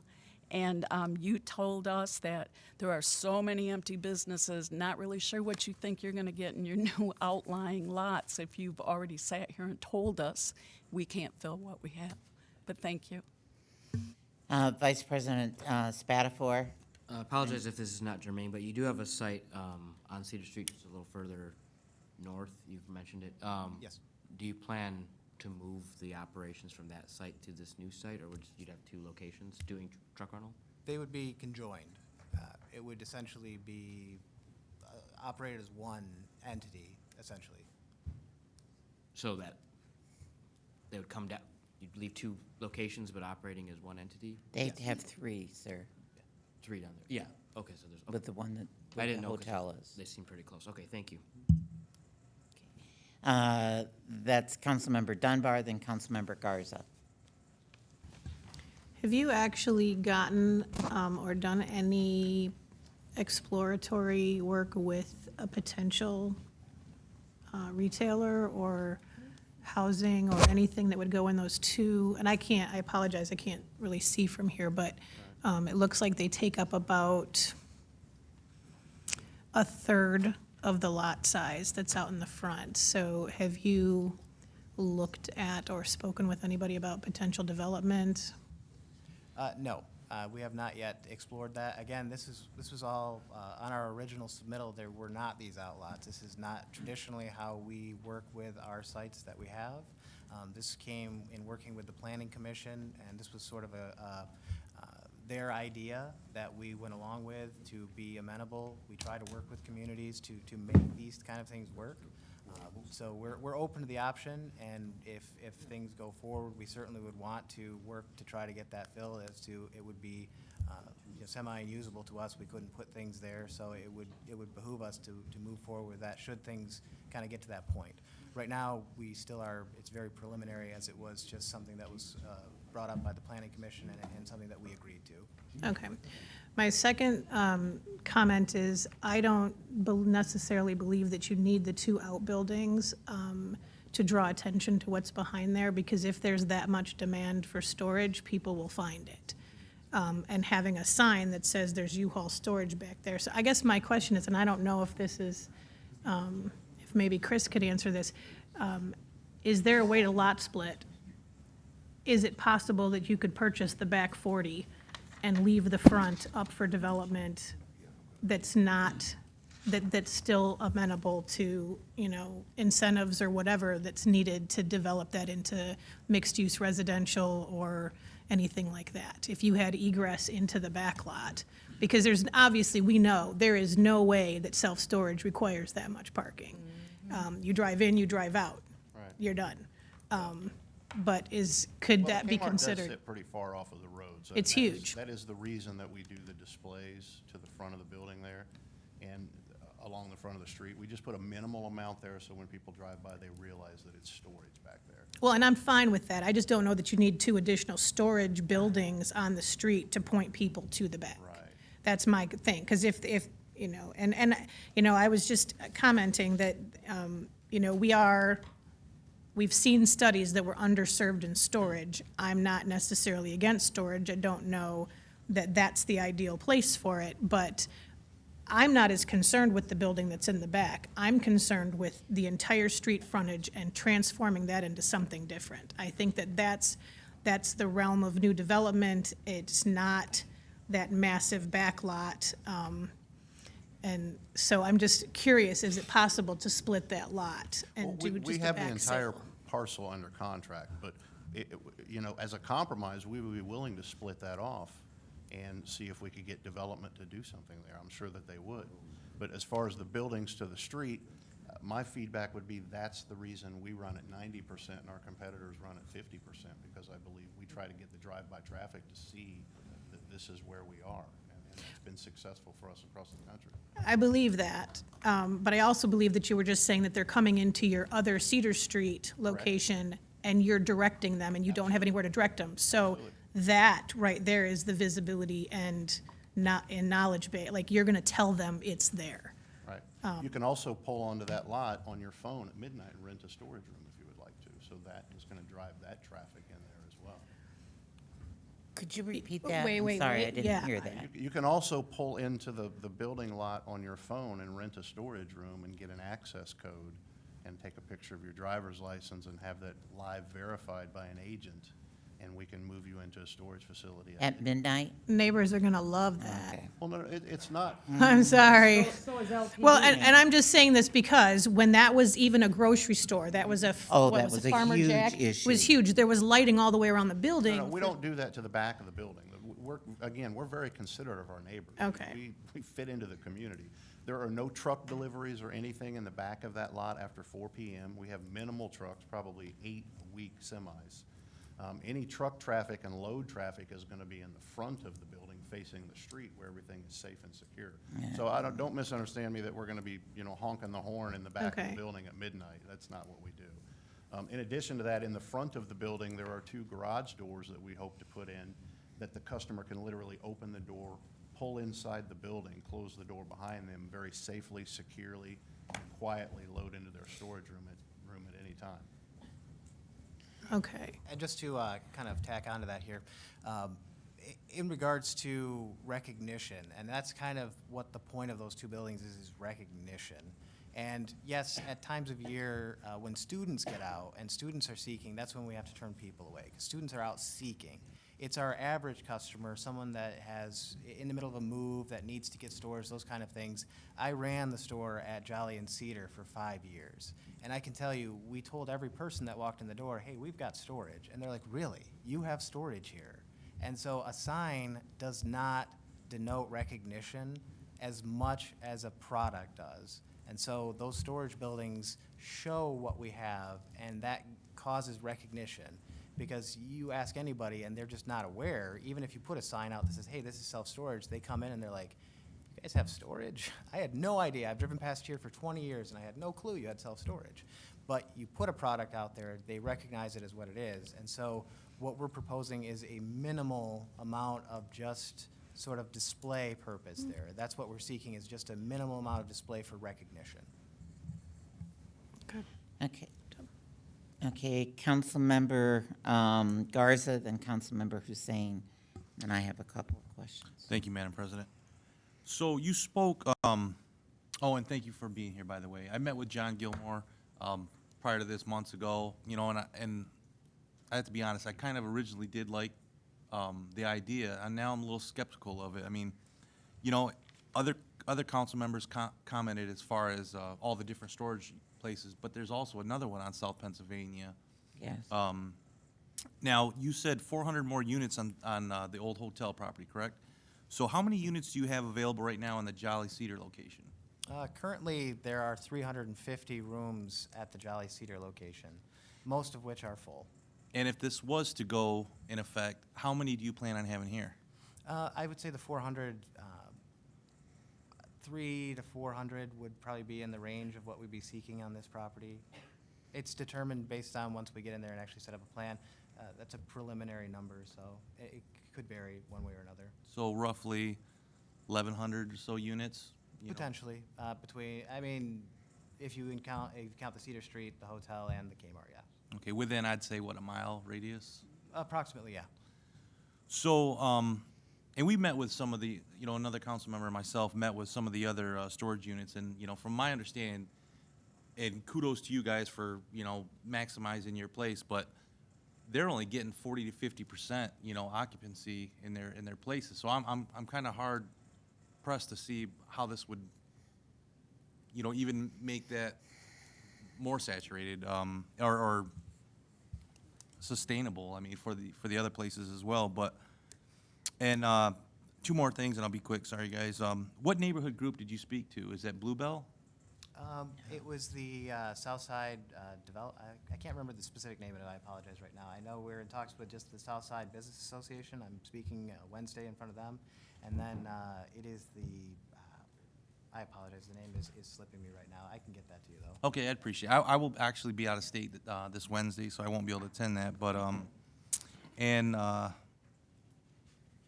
only other concern is that to rezone this to a G2 wholesale, and what that would do to us, would it open up the doors for us to be getting sued as far as not being able to rezone other properties?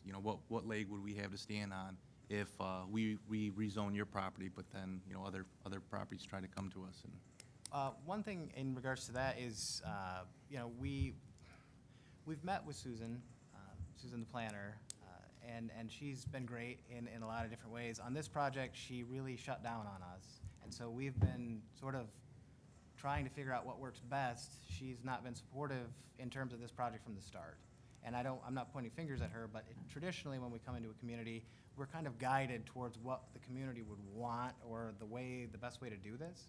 We're amenable to however this would be written to best legally protect against any kind of lawsuits. There are other methods that can be utilized, other ways to write this that would protect it, whether that be just for the duration of our ownership of this property, or there are a number of different ways that this could be written. This was just the best method in which we had available to us to get what we needed to operate. However, we are open to the concept of doing this in a different way that better supports any legal safeties against the city for any future lawsuits. That's all I have. Thank you. Okay, did I get all the council members? All right, do you have a current business plan? I guess in terms of just the general Facility business plan? studies, anything that you can do on marketing, anything that you've got that can demonstrate the need for this area, that there's a need for these additional units? I mean, we don't have anything on paper right now that we'd be able to present, Yeah, but we could put we something could, together. yeah. I mean, yeah, probably not at this moment, but I could email you the formula, the numbers we use, the transactions that have been done in the site. Okay, I'd like to see those. That type of thing. You've talked about these two additional buildings, and I heard retail and some other things, but it sounds like with further discussion, these are demo units. These are not something that's going to be used for a hair salon, or, am I correct? No. I think you're talking about the outlot and the two buildings are two different I'm, things there. yeah, I'm talking about the two buildings. What are we talking about? These two buildings would be self-storage buildings. Okay, Outlots are what's proposed for commercial development. So this is where commercial development. all right, These would be over here, which would be specific self-storage buildings. all right. So those two areas there, you agreed to do because the planning board felt that was, that might make the plan work. Am I correct? Yes, the thought. Okay, so Sorry. have you looked at what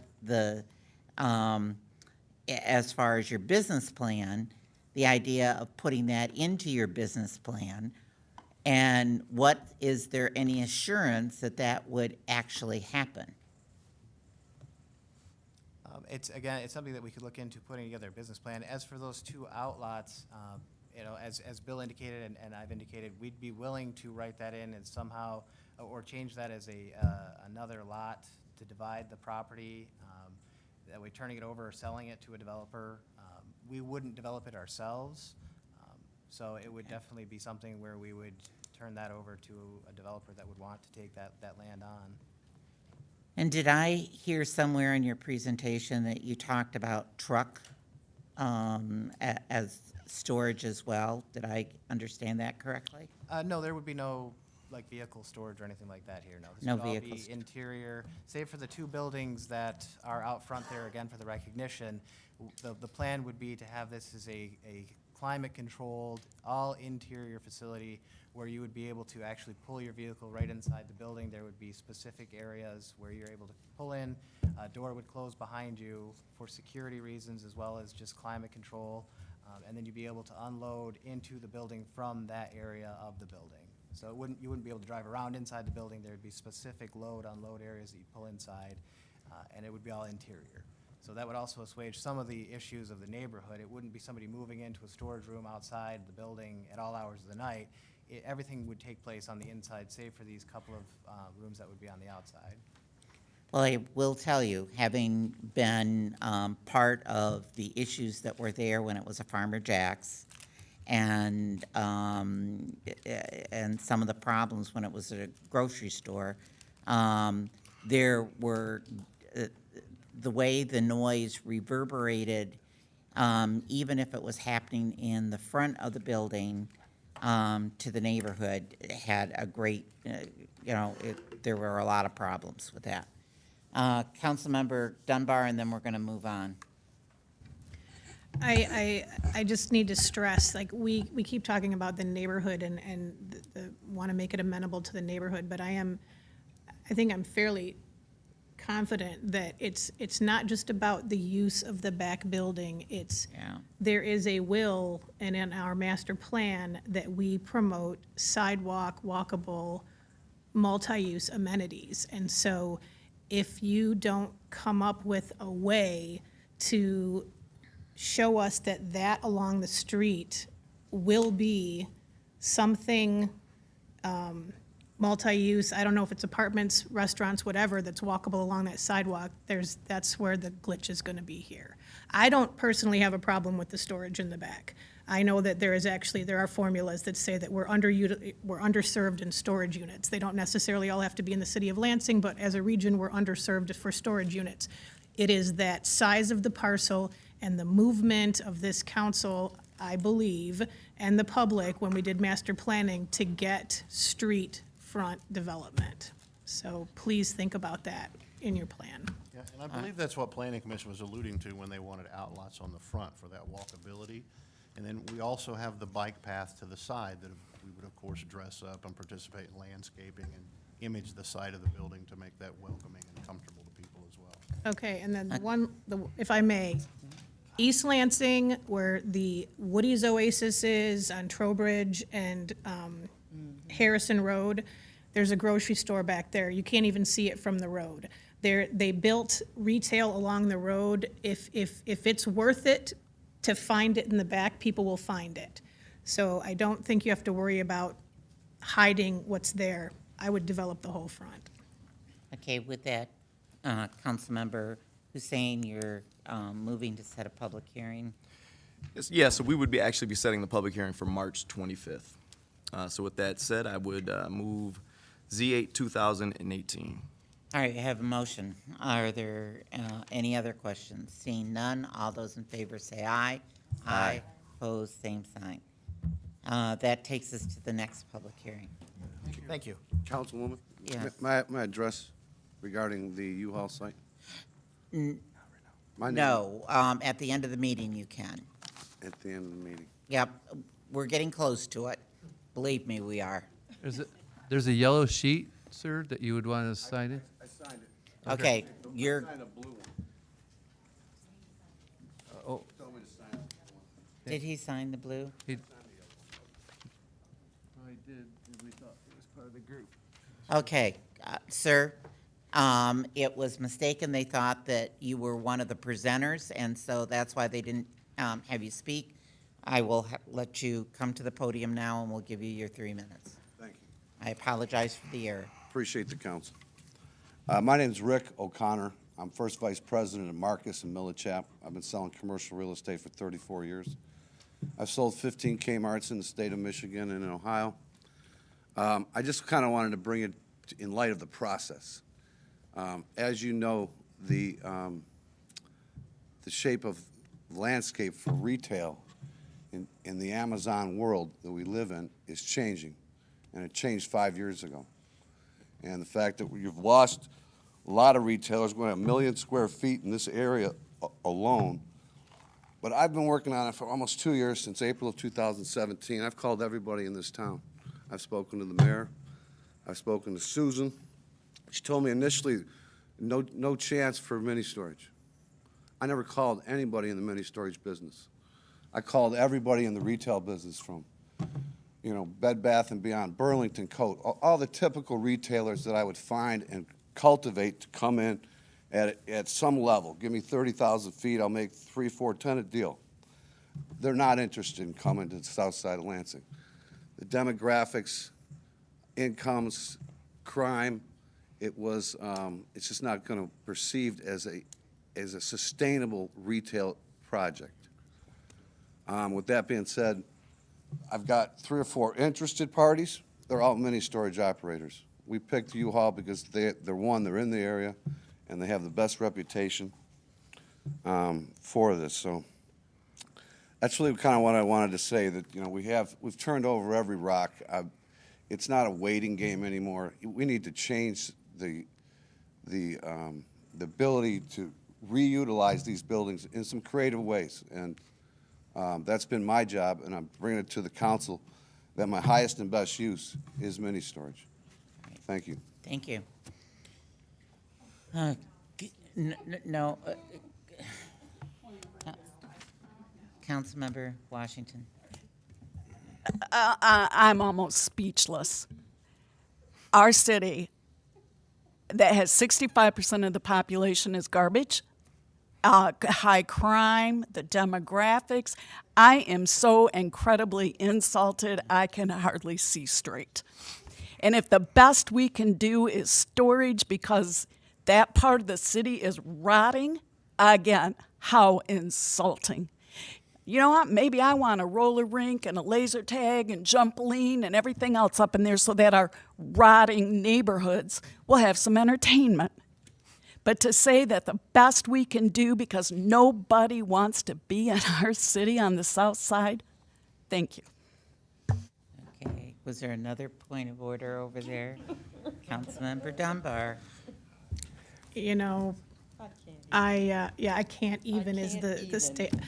I was waiting for something different, but I'm shocked that what you've heard. I don't know where you've gotten your statistics about the income level of neighborhoods in the South Side. I don't know where you've gotten your statistics about the crime, because our police chief will tell you that 60% of the city is South Lansing, and therefore 60% of the crime in the city would be in South Lansing. It's an enormous part of the city that is amalgamated into people's minds as this terrible end of town with no income. That is not true. And we have the highest number of small businesses opening by Lansing residents in that area. And so that would be something to look at for the outbuildings, looking at it, working with our entrepreneurs to develop something. But I was so with you on, I was gonna go with storage and then put stuff out on the road, but I'm coming down off of wanting to crawl over the top of this dais right now for that kind of misinformation being spewed at the podium. Okay, And if we're trying to do commercial, if you're, with your attitude, you'll never get a commercial Councilmember in front of Spitzley, the. wait until I call on you. I'm sorry. Please wait until I call on you. Councilmember Spitzley, and please, you had your opportunity to talk. The council members have theirs, and if you want to take this on after we adjourn the meeting, you can do that independent. Okay. No. Councilmember Hussein. And so much of what I was going to state, I think, was stated by Councilwoman Dunbar. One of the things that we have done, not only within the city but also with our partners, is we have studied South Lansing intensively, and Councilwoman Dunbar and other individuals at this dais have been a part of that for a very long time, and myself and Councilman Garza have been a part of that for the last few years.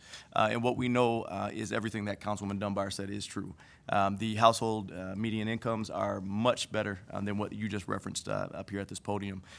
The family to household ratios are actually fantastic. When we talk about crime, she hit the nail on the head. 60% of the city does live south, or I should say in South Lansing, and so about 60% of the crime actually takes place in South Lansing. When you look at Cedar, that corridor was designed for commercial use.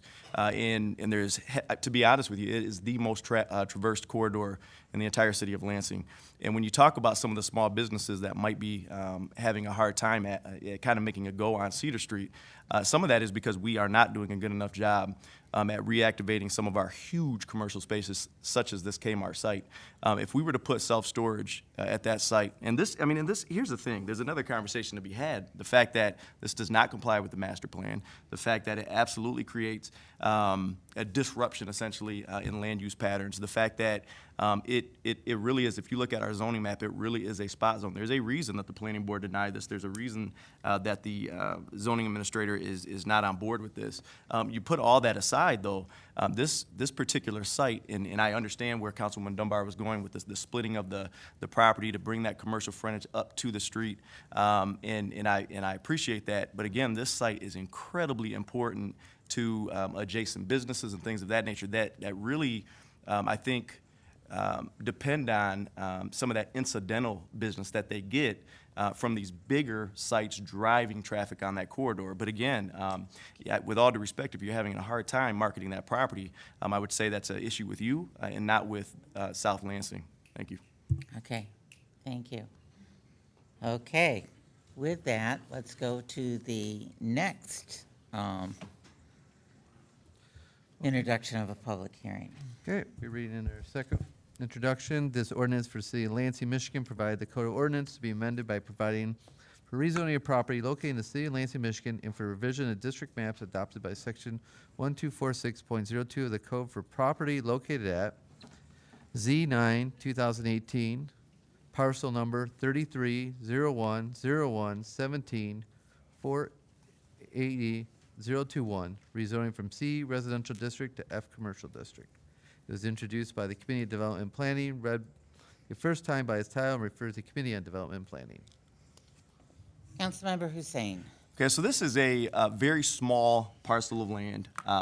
Unlike what we just saw in terms of an application, this is actually surrounded by commercial property. And it is, and sorry, so if because obviously these numbers don't do much for you, I'm sorry, I'm still shaking up a little bit from the okay. Okay. Do we take a breath? Yeah. So the property, again, so just south of 601 South MLK, this is actually northeast of St. Joe and South MLK. What the applicant would like to do, the applicant is a Bryant Hill. They would like to combine it with one of the adjacent commercial parcels, if you will, and then they want to essentially redevelop. There is no plan necessarily in place for redevelopment right now. This did go through the planning board process. They were supportive, and the zoning administrator, in looking at the zoning map, she actually said, we can't figure out why this was ever residential in the first place. So with that being said, I would move the public hearing, and again, that would be for March 25th. A motion to set the public hearing. Are there any questions? Any concerns? Anyone want to bash it? Okay, with that, all those in favor say aye. Aye. Opposed, same sign. Okay, next we are to speaker registration for public comment on city government-related matters. For anyone who'd like to speak government-related matters, you have about 30 seconds to sign in the yellow form. And then we're on to reports of city officer, boards, and commissions. And that would be Vice President Spatafor. Madam President, I move that all items be considered as being read in full and that the proper referrals be made by you, the President. Are there any questions? Seeing none, all those in favor say aye. Aye. Opposed, same sign. Okay, we have reports, city officer, boards, and commissions. We have minutes of boards, commission, authorities placed on file in the clerk's office. Placed on file. Reports of board and authorities and commission term expiration. To Committee of the Whole. We have special assessment, Glenberg Commons, trash and grass abatement. Public Service Committee. We have a land acquisition grant application from the Michigan National Resource Trust Fund, grant funding to acquire parcel 33010134425011, which is 1624 East Kavanaugh. And that would go to Ways and Means and Internal Auditor. Okay, we have another grant acquisition. This one also from the Michigan Natural Resource Trust Fund, grant funding to acquire 330101212002-001, which is 342 East Joseph Street. And that would also go to Ways and Means and Internal Auditor. And third, we have another grant authorization, land acquisition, Michigan Natural Resource Trust Fund, to acquire 33010121202011, which is 700 River Street. And that would also go to Ways and Means and Internal Auditor. We have a grant acceptance, HRCS collaborative application for continuing care for Lansing under Emergency Solutions Grant Notice of funding availability. Ways and Means and Internal Auditor. We have grant acceptance, Ingham County Parks and Trail millage funding. That would go to Ways and Means and Internal Auditor. We have appointment of Joanne Elizabeth Knapp as an at-large member of the Board of Review for a term to expire June 30th, 2020. Committee of the Whole and placed on file. We also have a appointment of Felicia Estrash as an at-large member of the Board of Review for a term to expire June 30th, 2020. Committee of Whole and placed on file. We have payment in lieu of taxes for 517 North Walnut Apartments. Development and Planning Committee. We have a pilot for Ferris Manor, 516 West Saginaw Apartments. Development and Planning. We have a 2009 TIFA bond refinancing. Committee of Whole. We have a 2009 Build America bond. Committee of Whole. We have a Brownfield Plan number 72, public hearing for 203 South Clippard. That's the Red Cedar development. I'll go to Development and Planning. Okay, and then we have the late items, the amendment number 7, Red Cedar Agreement, Development Agreement. And that will go to Committee of a Whole. Okay, and then there was that other item earlier, the memo. From the ERS, the Employees Retirement System, and that will go to Committee of a Whole. Okay. And then we have the notice from Liquor Control Commission for request to transfer ownership of 2018 Class C and SDM licensed business with Sunday sales permit, dance entertainment permit, outdoor services from Leo Outpost, located at 600 South Pennsylvania Avenue. General Services. Then we have a transfer ownership of an escrow 2018 Class C licensed business with dance entertainment permit from Teeny Bikinis Lansing LLC, transfer location from 511 East Hazel, Lansing, cancel existing outdoor service, request new Sunday sales permit to Bar Matinia LLC at 2001 East Michigan Avenue. And that'll go to General Services. And then we have a claim appeal 1672 Pontius Investment Portfolio 1 LLC for $2,892 due to trash fees at 1827 West Holmes Road. And that'll go to General Services. Okay, we have no one absent. We are to remarks by council members. Remarks by council members. Do we have any remarks of council members? I would like to. Two Yes, things. Vice President Spatafor. When I You are eventually recognized. vote no on the rezoning of 5400 Cedar, I'd like to use Councilmember Washington Dunbar Hussein's remarks as my no vote explanation. And also, in an unrelated effort, I'd like to announce that Two Men in a Truck has opened their 44th state this week. So congratulations to a local Lansing business in the moving industry. Okay. All right. Any other comments by council members? Yeah. Councilmember Hussein? Just very quickly, I didn't realize at the outset of the meeting that we did not have another council meeting before my next constituent contact meeting. So please, individuals in Southwest Lansing, mark your calendars for March 9th from 10 to 12 noon. We will be, as always, 5825 Wise Road, which is the Elfrida Schmidt Southside Community Center. And then beyond that, I just want to say thank you very quickly, and I'll keep it short, but we really had a fantastic initiative take place in Southwest Lansing Thursday through Saturday of last week. It was a partnership between the City of Lansing and MSU's College of Design, Planning, and Construction, probably not that order, as well as the National Charette Institute. And in any event, we had individuals come in, and I want to thank Holly Medill and Linda Dubani, first and foremost, with MSU. But these individuals came in to Southwest Lansing. We met at the Old Elmhurst Elementary School over the course of 3 days, and we talked about Southwest Lansing. We talked about reactivation of spaces. We talked about economic development. We talked about just a number of things. And what they did, they did a tremendous job in engaging pretty much just a myriad of stakeholders in Southwest Lansing. We had residents there, we had business owners there, we had elected officials there, we had police representation, we had some of our traffic engineers and some of our public service personnel. But in any event, after every public input event, they went back and these kind of organized work sessions, and they created plans and ideas for Southwest Lansing. And out of that, came ideas for concert venues at Holly Park and connectivity to the River Trail, lighted connectivity to the River Trail, reactivation of several spaces, and they had a final kind of presentation on Saturday. And I just want to thank just a number of people. I don't know that we did the best job at getting the word out. And so over the first day or two, attendance was sparse. So we sent out emails, we sent out texts Friday night, Saturday morning, and people responded in a huge way. I also want to thank the mayor. I actually texted him Saturday morning, and he had a number of things on his schedule. He certainly made way, or I should say time clearance in his schedule to be there. But again, Saturday, it was just a tremendous event. I think, the designs that have been put in place, because there was such a high level of community input, particularly right there at the end. When you talk about plans, fantastic, but funded plans are better. And with the level of, I think, community input that they received, I think we have, I should say, a better chance at going out and hopefully leveraging, the plans put in place, the community input that was part of the process to actually cobble together resources and actually implement maybe some of the ideas that were born from this process. So I just wanted to thank Holly Medill, Linda Nubani, and everybody that took part in the process, because it was really pretty fantastic. Thank you. Are there any other comments? Councilmember Dunbar. All right. Kathy Toby will be very upset at me if I didn't remind people that there is a market this weekend.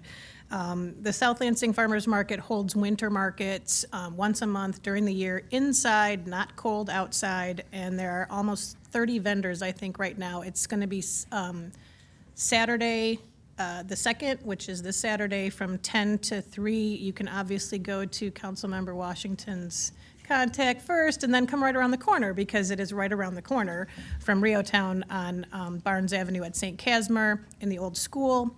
And again, there's going to be a ton of vendors, a lot of farm products, a lot of crafts, mostly local folks, and lots of food. So come on out. Thank you. Are there any other comments? Before I see if the mayor has a comment, and I appreciate and apologize for everyone who's been sitting in the audience for so long that has comments that they want to make before we leave. But I do feel, as president of council, that it's extremely important that I first thank my colleagues for jumping to the cause and saying a number of things that if I'd gotten across the podium, I would have said myself, but probably not as nicely. I've been on council for 20 years, and of that 20 years, I have watched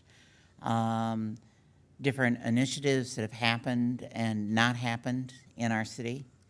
But one of the things that has been constant is the fact that people have reached out trying to make a difference in the South End. And it might not have come at the speed that we would want to see it, but I think part of it is a perception issue. And when we have people that come to our podium and are in the business of real estate or development and have no idea what they're talking about as far as what our community is, we can then see why some of the development and some of the things that we haven't had happen, because you have someone out there saying, you don't want to develop here because of these issues. And I think that we have worked very hard to understand that behind these corridors, no matter what the problems are, whether we're talking about South Lansing or whether we're talking about Martin Luther King or whether we're talking about Saginaw Street, are unique, wonderful neighborhoods. I just heard today about a gentleman and his wife who were moving out of Colonial Village because they needed a one-floor setup because of health issues. That property sold for more than what the asking price was. Those neighborhoods, and especially even the one that was behind the U-Haul that they are talking about, many of those are owner-occupied properties in there that have more than medium income that people are living in those. The public needs to understand that we support them. We support those neighborhoods and we support what's going on. And our angst up here tonight was because we know how hard everyone is working to make a change. And for someone to be malicious and make statements like that are absolutely inappropriate for this city and to this council. So with that, I would turn it over to the mayor. Thank you, Madam President. I'd like to add "and" to the mayor.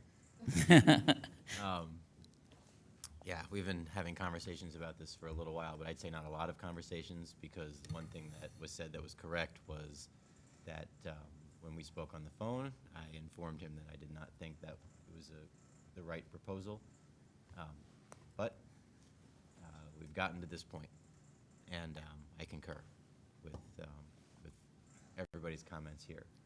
I do want to share that, I can't remember the exact percentage, but we did hear this morning in Cabinet that home values are up.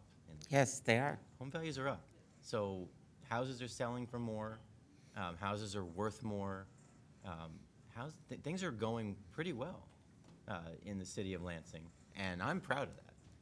You know, violent crime is down, and I talked about the state of the city, and many of us were there.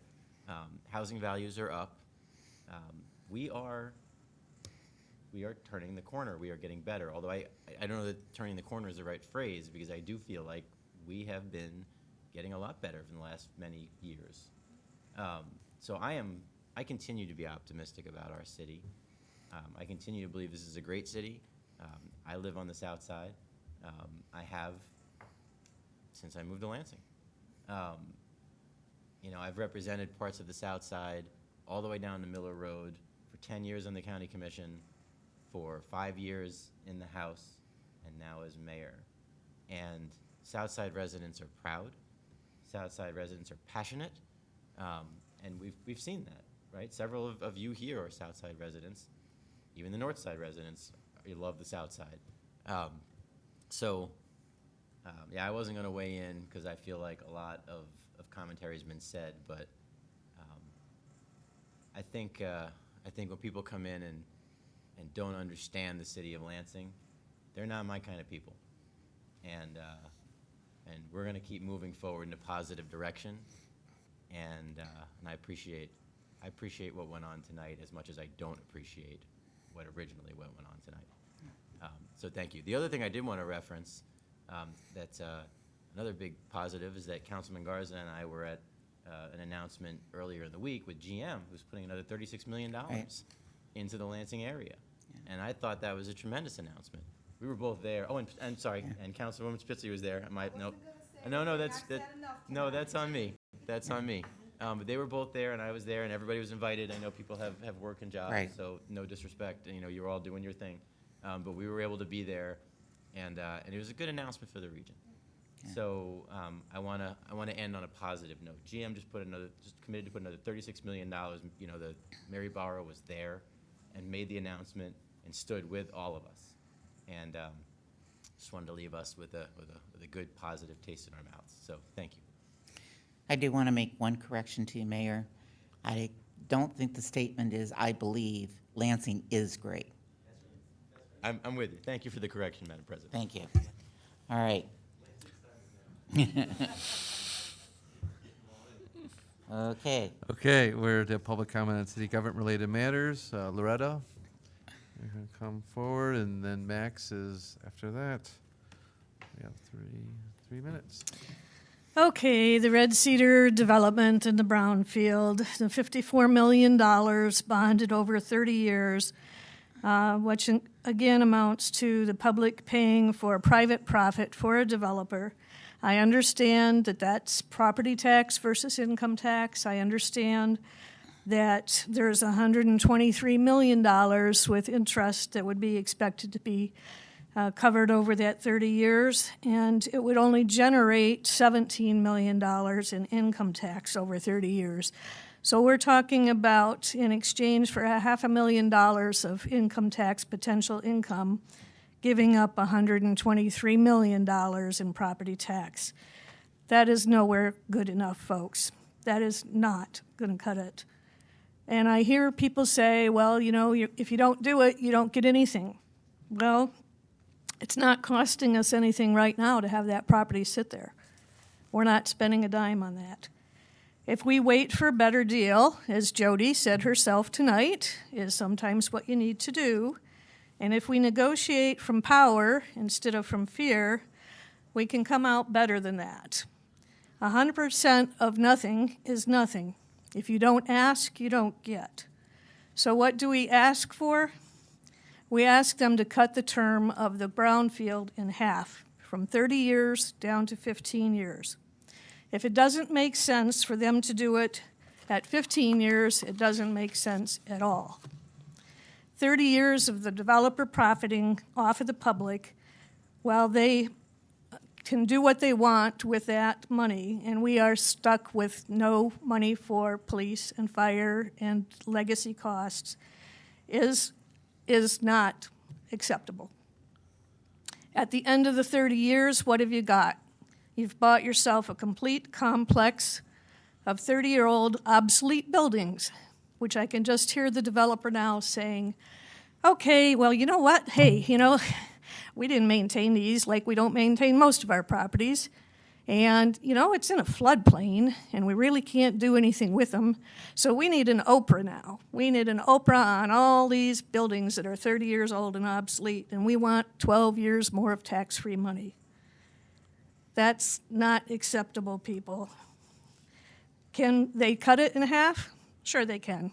Did they give up $10 million before when we pushed them to do that? Yes. Can they give up another bunch of money? Yes. You have to ask. And it's something of a conflict of interest, I think, for a member of the Board of Trustees to be the developer on this project. We need to quit trying to be Madison and Columbus and be Lansing. That can be our new motto, be Lansing. Thank you. Okay, thank you. Now it's Max Donovan. He sat so patiently. Anytime. Council, my name is Max Donovan. I'm a proud Southside resident myself. I live in the 2nd Ward. I'm here representing a group of voters within the city that want to follow up on progress that we made last year. Our organization is called Rank My Vote, and we're working to pursue ranked choice voting in Lansing and then in other cities. For those who don't know, ranked choice voting is a way to give people a chance to vote without fear of spoiling elections, and to find out how they would vote if their favorite candidate weren't running. Essentially, instead of marking off a single candidate to vote, you'd have the opportunity to rank them. Your favorite candidate first, your second choice next, etc. When all the votes are counted, if nobody has a majority of first choice votes, we knock out the person in last place, and everybody who picked that person first gets their second choice votes allocated to their second choice candidate. This continues until one candidate has a majority of support. This method creates more democratic elections because it makes sure that the winner of our elections has a majority of support instead of a plurality. This helps people to be more satisfied with the people who they elect. And it brings out voter turnout. It increases participation. Minneapolis, in 2017, saw over 42% of their citizens come out to vote. This was in a municipal election that had no ballot questions on the ballot to drive up turnout. Just last night, millions of Americans sat down to watch the results of ranked choice voting get reported live at the Academy Awards. Over 1 billion people around the world ranked their votes, including people in 16 states, extending to right here in Michigan. Your constituents in Lansing hope that the city won't miss out on the opportunity to lead the next movement towards a democratic society. Over a supermajority of Lansing voters have already shown support for election reform as they came out to the polls in favor of Props 2 and 3 last year. We have access to national data that shows that right now between 45 and 53% of all voters support it, and most of those who don't just don't know what it is yet. And Rank My Vote is prepared to assist the Lansing City Council and staff with the task of voter education. In your course, over the weekend, a bill was submitted to the city clerk, which we had hoped would be submitted to the body during correspondence, but because it was a little late on our end, will end up in the next meeting. We ask that this bill be reviewed and approved quickly and added to the agenda for reading and passage over the course of the next month. This evening, every member of the City Council should have received this bill in their emails.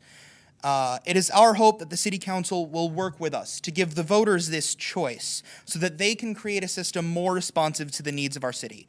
Thank you for your time, and while I'm aware that my time has expired, I would be happy to take any questions you may have. All right, thank you, sir. Thank you. Send an email. I'm sure if there are questions, council members will get with you directly. That was our last speaker. All right, with that, we are happily adjourned.